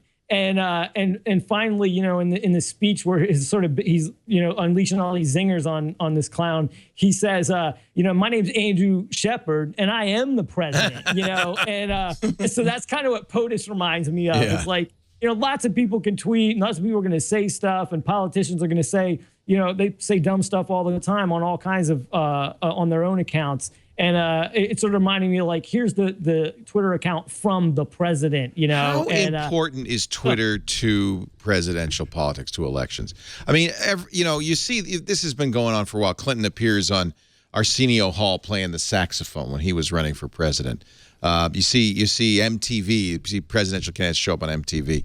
It's part of wooing the electorate. Is it kind of you've got to be there and you've got to be interacting with viewers or whatever? What do you call it? Tweet your followers. The media and people of our ilk would say, oh, why aren't you on Twitter? You should be on Twitter. But if you actually look at the way the country votes, younger people, no matter how much MTV, no matter how much shucking and jiving you do on Arsenio Hall, they do not come out to vote. Most of the people that vote in this country are over a certain age group, and they're probably not really on Twitter. To my point of building up 2.3 million followers, and a lot of those people, what if a Republican gets in? Is that number just going to drop off a cliff? Because people really don't care what you're saying unless they're supporting you. So, one of the reasons aren't younger people right now. They're not coming out in droves to vote. That's the point. One of the reasons that people go on MTV, candidates go on MTV, is because they were hoping to bring out. There's voters that you're not capitalizing on because they don't vote. If you can get them to the polls and voting for you, that could make a big difference, right? But is Twitter where young people go? I don't think so. Who uses Twitter? More so than Facebook. I mean, it is, it has a younger demo than Facebook does.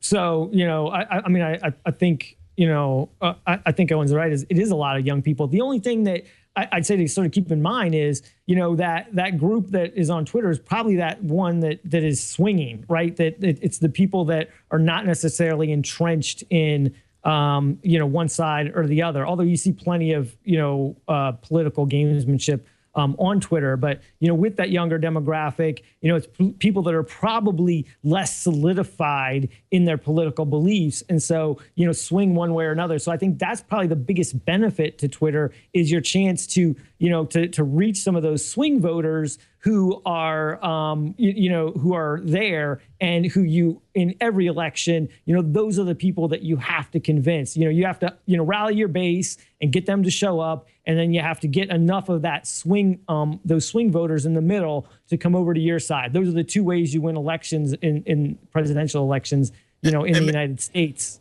And maybe you get 10% extra people from Twitter. I mean, I know when Bill Clinton was on Arsenio Hall, he stole my heart.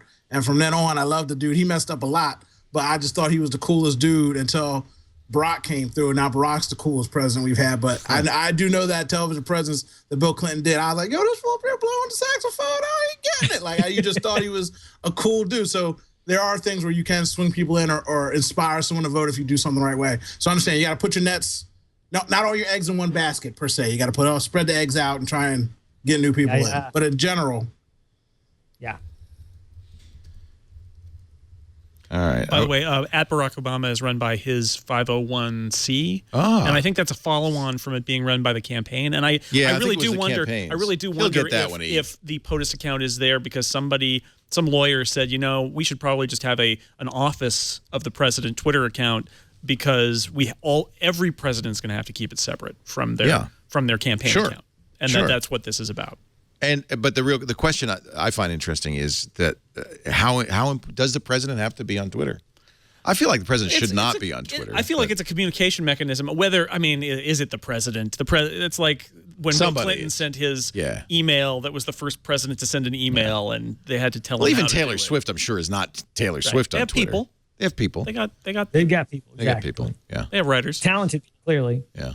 Letterman's writers can. Taylor Swift pretty much runs her own stuff. Don't use her as an example. Taylor really? Swift Does she? Really? Check her Instagram. Check her stuff. She be doing personal pictures and stuff of her own. Like. Well, yeah, but somebody's taking those personal pictures. No, she's taking a lot. Anyway, just not Taylor Swift. Use somebody else. But Taylor. No, I'm very impressed. I mean, she is using social media as well as anybody. Right? She gives gifts to her fans and all the time. I know that. Oh, Tay Diggs followed me from the last time I was on Twitch. Shout out to Tay Diggs. I was like, oh, look at Tay Diggs. He's an actor. He's a cool guy. Nice, follow me because I guess he watches your show. So I was like, why are you following me? That's awesome. Me too. He follows you too? So funny. He does. He does. See, you got to reach, Uncle Leo. You got reach. Does he want to be on the show? I'll ask him. Would you? Yeah. I doubt he follows me. Doubt it. Apple follows a lot. Is it the real Tay Diggs or just Tay Diggs social media guru? No, it's his account. It's his verified account. Certified. Because I'll be honest. I think if you're the president, you have other things to do than the tweeting. That was my point earlier. Yeah. I mean, I don't really care. Like, you got stuff to do, dude. Yeah. What you tweet out, and again, people aren't going to go and say, oh, are there aliens coming? Let me go check with the president. Like, they're going to go to whatever news outlet, website. I mean, they'll follow somebody on Twitter and believe anything they say versus listen to the president. And that's just how the world works anymore. So, by the way, Tay is going to be Hedwig on Broadway. Tay, you're the right guy for that. That's going to be awesome. Great show. Yeah.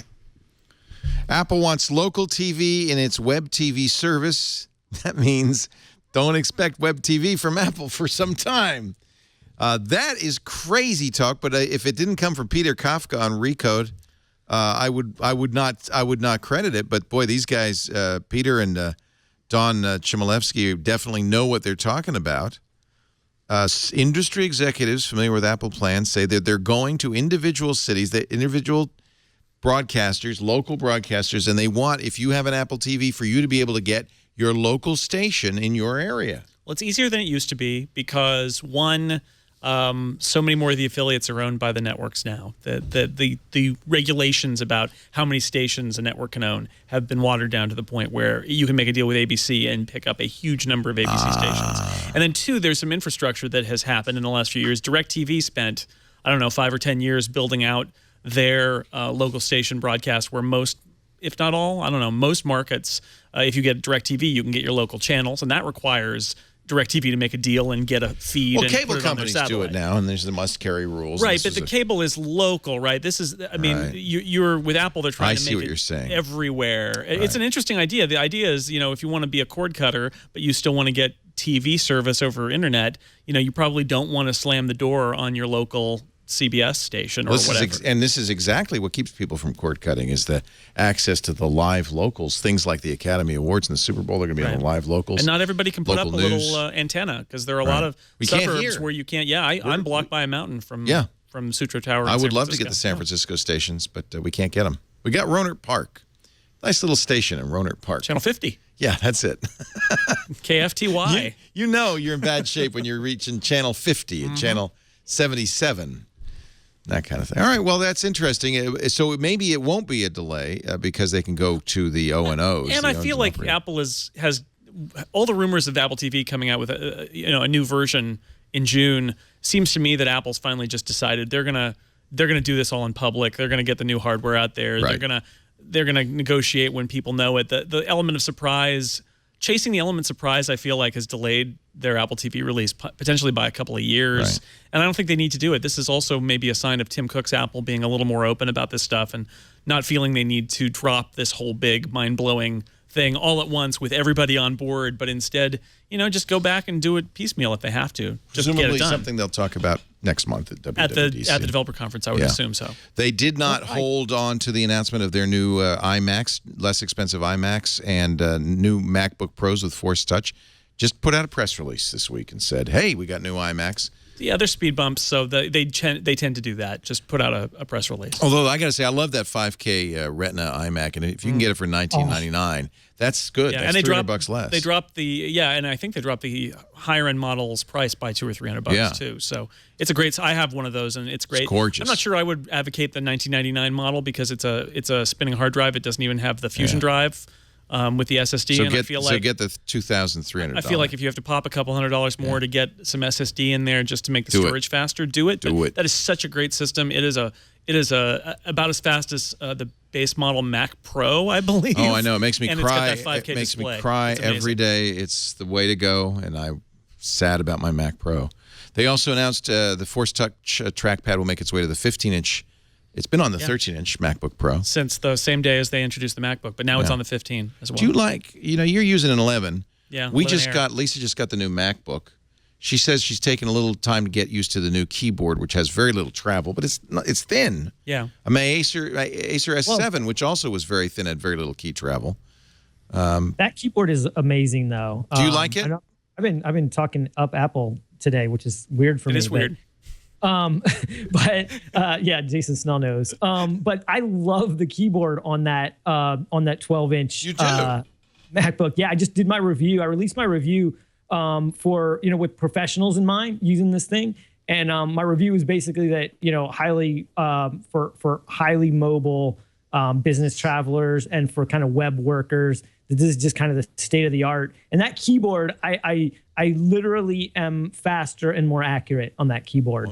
Just that time of travel with that, just a little bit less key travel, every one counts. And I feel like I have measured it a little bit, and I am faster. And because the keys are wider and there's less space between keys, I am a little more accurate on that keyboard. I don't like Force Touch. I deactivated it because would annoyed the heck out of me. I kept. But can you use it without it? Because it doesn't have a click. You can. So Force Touch is just that, essentially like a long press, right? Oh, I see. So you still get the click. You just don't use the long press. I just don't use that long press thing because it messed up. It's confusing to me too. Yeah. Yeah, I tried to click and drag, files into folders, and the stupid Force Touch thing would come up. Right. So I hated that, but I love the keyboard. As far as the ports thing is kind of weird too, and only having one port. And but it does have great battery life, so you don't necessarily. It is sort of weird, kind of unplugging your charger to to plug in something for USB, like to plug in a USB. I drive. bought the silly $79 dongle. Yeah, the dongle. That is a ridiculous price for that, but it gives you. It goes into this Type C port and then gives you a regular USB port, a full-size HDMI, and another Type C, so you can charge. Or charge a phone. You can go. It goes in both directions, which is kind of interesting. What I want, I mean, it's cool because now you're going to be able to go and charge this off like one of the same battery packs like you use to charge your phone. So I think that's one of the biggest, the coolest things about it. But I also felt like this machine. I love the 11-inch MacBook Air, and so that's what Jason's using right now. Yeah, I mean, so this thing was, I'm sort of the ideal candidate for this machine. And it is impressive that they got the Retina display in there, at 12 inches, because it's basically the same size as the 11-inch, just a little bit wider and just a little bit more narrow and obviously thinner.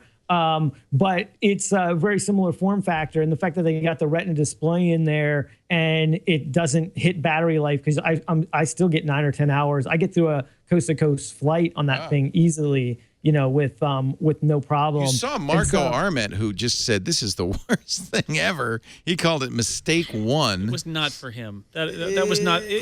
Marco, we should explain, is very well known in the Mac community. One of the premier Mac programmers. He was one of the first hires at Tumblr. He did Instapaper. He's now doing Overcast, a podcast client. He says he hates the keyboard. He hates it's too slow. Trackpad, and he hates everything. He thinks that the Retina display is fuzzy. I don't agree with him on any of those points, except I also don't like the keyboard. Yeah. For me, it just doesn't work. I don't look at the keys though. If you compare them to the 15-inch, they're bigger. The keycaps are bigger. Oh, the keycaps are bigger. Should be easier to hit. It's a full-size keyboard. They are easier to hit. They're more stable.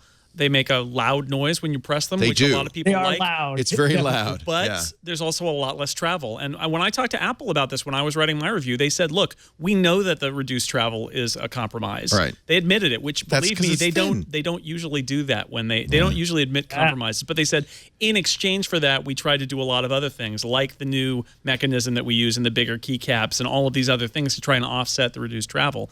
And it does a little bit, but in the end, for me, it's that losing that travel, I don't like the feel of it. But that's a personal choice. Everybody who talks to me about getting one of these, I say go to the Apple Store and give it a try and see if you might like it or not. Because for some people it's fine, and other people will hate it. I actually kicked in on this Kickstarter Hub Plus thing. I hope they got funded. I'm hoping it. Now, see, this is what's interesting, because Apple has, for the first time in living memory, chosen a standard which is so.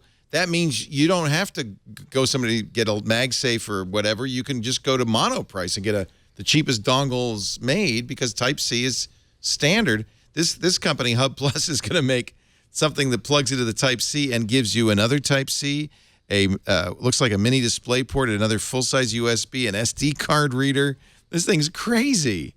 And it's colored to match. They say it'll be out in June. I find that hard to believe, but maybe they've already made it, because the Kickstarter project itself still has 3 weeks to go. They've raised, their goal is $35,000. They raised $411,000.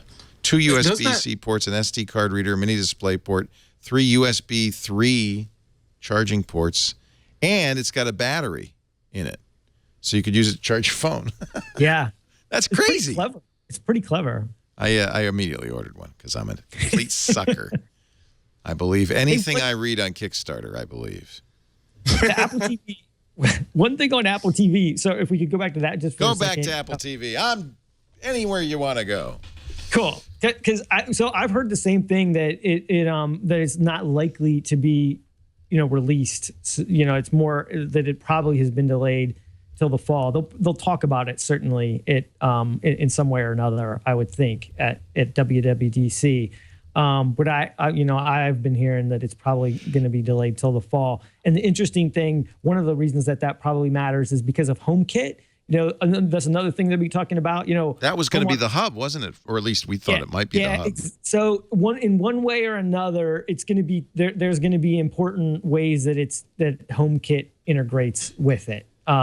Not exactly sure what the details of that will be, of course. But it could be that it's part of the security package. It could be that it's the hub, so that you don't need another hub. With all these home security things, you need some kind of hub, like with Wink or Smart Things or Belk and Mimo, these others. It's the Wild West, the with home automation and smart home, connected home stuff right now. And so, Apple's going to make a big is making a big play with that with HomeKit. Google, we're likely going to hear, what their play is. I think in the end, it probably is. Microsoft too, don't forget. And Microsoft too. But I do think in the end, and Microsoft has a leg up in the sense because of Xbox. There are already a lot of Xboxes, they're in the home.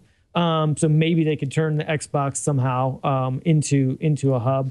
But I think it's more likely that Apple and Google become big players in this. Because mobile is going to be huge in using mobile to interact with the smart home. And so it's going to be really interesting to watch. And just people should keep in mind with the Apple TV thing that HomeKit is, that they are riding shotgun on whatever happens with Apple TV. The local TV thing is important, but also it's got an important function for whatever their HomeKit plans are as well.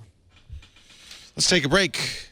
Jason Hiner is here from CBS Interactive and the Tech Republic. Oh, and JJ Stone from Parts Unknown. Duress Places Unknown. Yeah, soon. Call those ladies at the pool. You will soon be there. I just sent a text message. I already preempted. We're almost done. We're wrapping them up. And, of course, always wonderful to have our neighbor now, Jason Snell from sixcolors.com. Our show today brought to you by something you love, Jason, audible.com. We love those audiobooks. Oh, I got a book for you. You got a book for me? All right. Listen, because here's the thing. We're going to give you free books, 2 free books. So listen, because this may be one of them that you want to listen to at Audible. I'm listening to the Otherland series. Former Apple engineer who became a science fiction author. Is it Tad Williams? Is that right? It's really good. John Slanina said I had to get these books. It's a trilogy. Just came out on Audible. It's about a future where VR is 4 books, where VR is everywhere. It's, the world has gotten used to the notion of being able to go into a VR world. And if you have enough money, you can really experience even things like you could eat food. But, everybody's it's commonplace. It's normal. But is it safe? Things start happening. The City of Golden Shadow. That's where I am right now. Otherland, book 1. I love science fiction. I love science fiction that talks about a world that I dream of being in, like a world where VR is ubiquitous. Because I love thinking about what would that mean? How would that be? I'll never live in that world, but at least I can live there vicariously. The nice thing about Audible is you can listen to these books, and they're like movies in your mind. They come alive. You're there. I listen when I drive. I listen when I do the dishes, on the treadmill, working out. I love Audible, and it's actually good for you because it makes you work out more. It makes you clean the house more. It reduces your stress if you have a bad commute. We're going to get you 2 books when you go to audible.com/twit2. 2 books. Your first month is free. Your first 2 books are free. Cancel anytime in that first 30 days. You don't pay a penny, but those books are yours to keep forever. Aren't they making Ready Player One into a movie? They are. I think I heard that. That would be a good one. Ernest Cline's classic, read by Will Wheaton, before the movie comes out. I don't know. Everybody has a different opinion on this. I'm of the strong opinion, always read the book before you go see the movie, because the movie's going to spoil it. There's an unknown director working on that. Steven Spielberg. I've heard of him. Oh, wow. Just a little. He's not producing it. He's actually directing it. Yeah. Wow. That'll be cool. What are you reading? The Goblin Emperor. I just finished it. I like the name. It's so great. It's obviously a fantasy novel, but it's not like the plot is basically the main character is this completely unknown 4th son of the current emperor of the Elf Empire or whatever, and there's a Zeppelin accident, or was it on purpose? And he is suddenly thrust into being the emperor of this entire thing, and nobody likes him. And there might be assassination attempts, and there might be conspiracies. You and read it's the all about weirdest him. stuff. This was nominated for the Nebula Award for Best Sci-Fi. Nominated for the Hugo Award for Best Sci-Fi Is it novel. fantasy or is it's fantasy? Really, it's fantasy, but there's very little magic. There's not a lot of it's not like sword fighting and things like that. It really is about this character learning to be in charge. Wow. And navigating his way when he's completely ill-prepared to becoming the leader. And, I read it because it was nominated, and I'm trying to read all the nominees. And you know what? It's great. I really like it. And it's got lots of weirdly spelled words that were invented by the writer. Perfect for Audible because it's somebody else's problem to figure out how to pronounce all those words. You don't have to read them. All right, I'm adding it to my wish list. Good. It's really surprisingly good. I got a couple.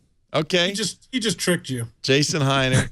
The good thing about this Goblin Emperor, it's not a trilogy. No, the author says it's standalone. That she doesn't even plan a sequel. Thank you. Which makes me sad because I liked it a lot. But no, but I'm not a series. I'm already. It's such a commitment. Book 1 of 10. No. Otherland 4 books. It's a commitment. Yeah. What do you got, Jason? I got 2.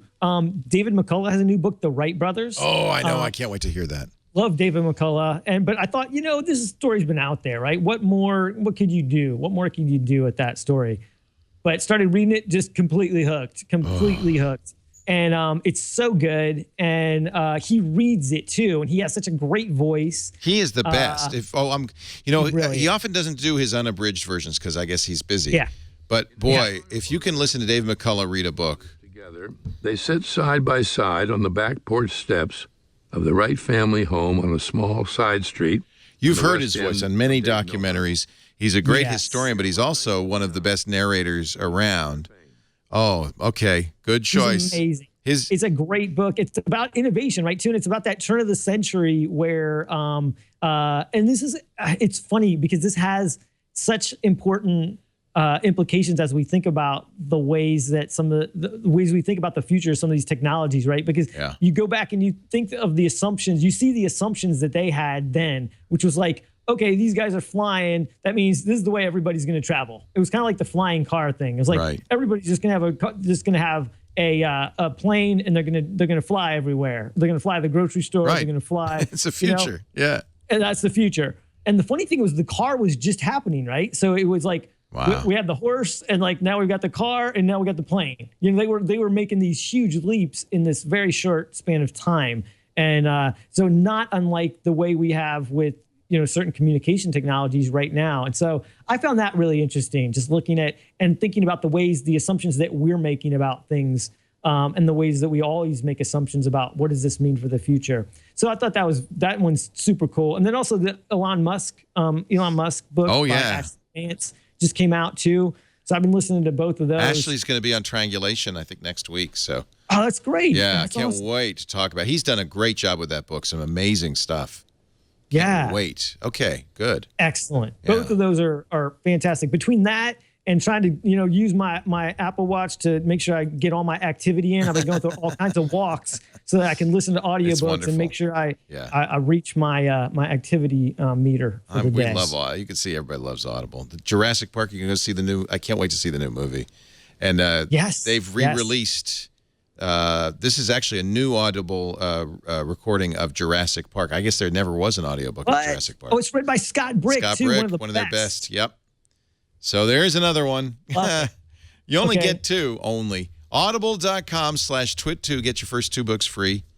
You'll thank us for it later. Honest. Trust me. Owen, the women await. A pool party without Owen, JJ. Come on, tell me the truth. Do you do the cannonball? I'm over here. Do you do the cannonball? Do you get everybody wet? Hold on, Uncle Leo. I think the rescue team's coming. They got searchlights. He's almost out of his glass prison. Help! I'm right here. Zod, he's down there. Somebody save me. Do you do the Are you going to do a cannonball when you get there? Just let them know you're there. Now, the pool's heated, and I want to keep the water in the pool. So when I get to doing cannonballs, tidal waves afoot, it's not safe. It's not a safe situation. Grab your children. Here comes JJ. Right. Everybody out of the pool. No, I know cannonballs for me. And I don't get thrown in the pool either because I'm too big. I do all the throwing. Yeah. No, you're in charge. Large and in charge. It's at OHDOCTAH. on the Twitter, Odocta. He doesn't even know where it comes from. I do know where it comes from. Do you? Where does it come from? You told me specifically where it came from. Yes. You didn't know when I told you, though. And I confronted my friend about it, and he finally admitted that that's where it came from. Oh, a friend called you that? When I was in the 8th grade, my buddy, who's a big baseball freak, called me that because doctor, like I help everybody, I'm smart, I know everything. He's like a doctor, you fix everything. He's like, doctor. And I was like, oh, that's cool. I've been calling myself doctor since the 8th grade, and I've been crediting Brian DeRico for it. And then you came and ruined his dream because when I told him, he's like, how'd you know that? I'm like, well, somebody told me. Some old guy who used to listen to old baseball games. And then I pulled up the audio, and he's like, doctor. I'm like, that's me. He's very, I'm trying to remember Jerry now. Coleman. Is it, are you no. I'm trying to think he was a. The Hall of Fame broadcaster for the San Diego Padres. That was his catchphrase. Was it? Doctor. Oh, doc. No, yeah. It goes back farther than that. Yeah, okay. He used to be on Morning Edition on NPR. They'd call him in Florida, and he would talk. He's an old baseball You used to know his name. How'd you forget his name? Because I'm old. I'm getting as old as he is now, and I don't remember nothing no more. You told me like 4 years ago. Doctor. Oh, it is. That's it. Doctor. I'm going to find it. I got to remember his name. Doctor. For right now, we're taking Snell. Red Barber. That's who. Red Barber. The old redhead, the original Doctor guy. Yeah, and it says picked up by other broadcasters, most notably Jerry Coleman. So start with Red Barber. Yeah. Who was Vin Scully's first broadcast partner. This was the guy. He was at the Reds, the Dodgers, the Yankees until '66, and it was Doctor. That's so I never knew till you told me it was a play on baseball. I am so glad that I was the guy who told you that. My friend Brian is not glad about it. He's like, who told you that? He's like, that's he was taking credit for it all his time. He's been taking credit for it for 20 plus years. And he was like, nobody our age knows that. He's like, who told you that? No, that's true. Yeah, you got caught. That's Have you ever heard of a guy named Red Fox? Yes. Oh, never mind. I want to try old stuff on you. Do you remember when Chrysler first introduced car door locks? Do you remember that? 1949? Great year. 1949. Ignition locks. There were door locks before, but the first ignition locks. Jason, I was just telling somebody about being in a car with an 8-track and like the bench seating, and they're like, you're not old enough for that. I'm like, yeah. My grandpa's car was like, had an 8-track in it. I'm like, yeah. Oh, I got one for you. You know Motorola? You know where the name Motorola comes from? They made, their first product was a record player that would go in your car. Yeah. It was a Victrola for your motoring, a Motorola. What a bad idea. Worst idea ever. A record player. I'm Googling that right now because I don't believe you. Car record player. No, Jason's backing me up on this one. Don't take that corner too tight or you will skip the record. Did you find it? You can buy them now. It was like under the dash, too. Under the dash. Like it had its own glove compartment. Yeah. That's hysterical. Is that wild? That is crazy. Wow. Are you wearing a bathing suit right now? Yeah, I got my trunks on. Let's see. No. I told you I don't wear pants. You just... Well, you're wearing something. I am wearing something. It's a family show, Uncle Leo. Can we say goodbye to everybody else? I can get out of here. Here you go. Owen, I want you to pull up in a Lincoln with the suicide doors and a Motorola record player in the dash. Oh, Muhammad Ali had one. Yeah. That's crazy. That's like the original Discman. Like, you changer. You got a record crate in the back. You just look at the push button transmission. The Tiptron was it? What do they call that push button transmission? Jason Hiner. He's from Tech Republic. They're in Louisville. I know one of those Jasons. We're confused. Jason, Howell is confused. Is it Jason Snell? It was a moment of Jason confusion. I apologize. Jason is with Tech Republic, CBS Interactive, at Jason Hiner on the Twitter. And don't forget the book, Geeks. What is it? Geeks? FollowTheGeeksBook.com. FollowTheGeeksBook.com.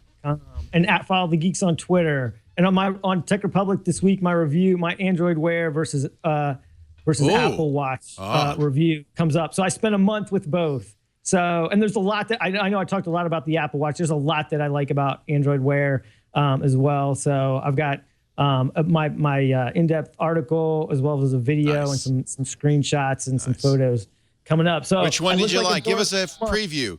Did you pick one? Well, so I started out Android Wear has a much easier on-ramp, I'll be honest, especially if you're already in the Android ecosystem. And you can do things, much easier like on-ramp. Yeah. Much simpler. But it does a lot less, right? It's so weird too, also, in that way. Whereas the Apple Watch is much more capable, much more customizable, much more. This is usually the argument we make opposite for both these platforms, right? But at the same time, the Android Wear, I do have some issues with. I had some performance issues where with Android Wear, whereas I did have a little bit more smoothness, a little better reliability with the Apple Watch. But there are things I like about both platforms, and so I talk about those two things in terms of which one, whether I'm going to wear one long term, and which one. I'll sort of save that for when the review comes out. Also because I'm still finishing it. PayPal, your lunch money, sir. I expect PayPal lunch money payment. I'm a PayPal. All right. Punishment. Sentence must be served. Agreed. Thank you. Jason Snell, he's going to pull out. His Lincoln is out front. Yeah, with the record already spinning. Yeah. I'll tell you the one I want, which is the one that Neil Young makes, which is called a Link Volt. It's an electric Lincoln. And he hasn't yet got these coming out. Does that guy make anything practical? I don't. Look at this. It is repowering the American dream. That guy's got a lot of money. The world's first full-size luxury series hybrid electric car powered by biomass. He drives. He's got one. There's I a lot want of one. biomass in Neil Young's products. I will say that. You don't like Mr. Neil Young? I like him just fine. I just think that the Pono is a fake out, and it doesn't help anybody. It doesn't sound any better, and this seems ridiculous too. But hey, he's a legend. He can do what he wants with his money. I'm going to the Link Volt store right now. Oh, page not found. Didn't we discuss you and making bad decisions? You're gonna have to start texting me on all executive decisions. This is run by Lisa. Somebody. This is very aspirational because you go to the Link Volt store and they even have items in your cart. $0. Sorry, page not found. Yeah, it's like they're ready. They're ready to sell them. If they only had some. You need a higher fidelity screen to see that page. Jason Snell, he's at sixcolors.com and, of course, the Incomparable, many other places, and often found here now, which I really am liking. It's great. Thank you. I'm down the road. I'm happy to come out. I really am grateful. I really appreciate it. Nice to see you. Thanks for having me. We wish a good Memorial Day. I don't want to say happy. It's not. It's a solemn day. I know many of you will be barbecuing tomorrow, going to pool parties with Owen J.J. Stone, but it is also a day we want to remember those who have given their all to this country, and maybe take a little time out to hug a soldier. In which case, that's celebratory. Be happy when you see a soldier. Yeah. Be thankful. Be grateful. And think about the hardships that they have to deal with coming home. Everybody tells you how patriotic it is to sign up, but sometimes we got to think about helping these guys out when they come home. The ones that are alive. Also. I agree. So here. Here. I agree. Thank you all for being here. We do Twit every Sunday afternoon. That's 3 p.m. Pacific, 6 p.m. Eastern Time, 2200 UTC. Like it if you're here. Love it if you're in studio. Email tickets at twit.tv. Thank you all for coming. It makes it so much fun for us to do a show with a live studio audience. We do the same thing for the Screensavers Saturday afternoons. So now make your weekend, make Twit part of your weekend. Just come stay for the whole weekend and enjoy all the great programming. If you can't be here, though, whether in person or in our chat room or on the stream, do get the on-demand audio or video at twit.tv. That's our website, soon to be brand new and better, I hope. $250,000 better, we'll see. But also on the iTunes or your podcast app, Overcast. If you use Marco's app, you just subscribe to Twit. Spotify too. You can watch the show from now on every week on your Spotify app on iOS. Thanks for being here. We'll see you next time. Another Twit is in the can. Take care. Thank you.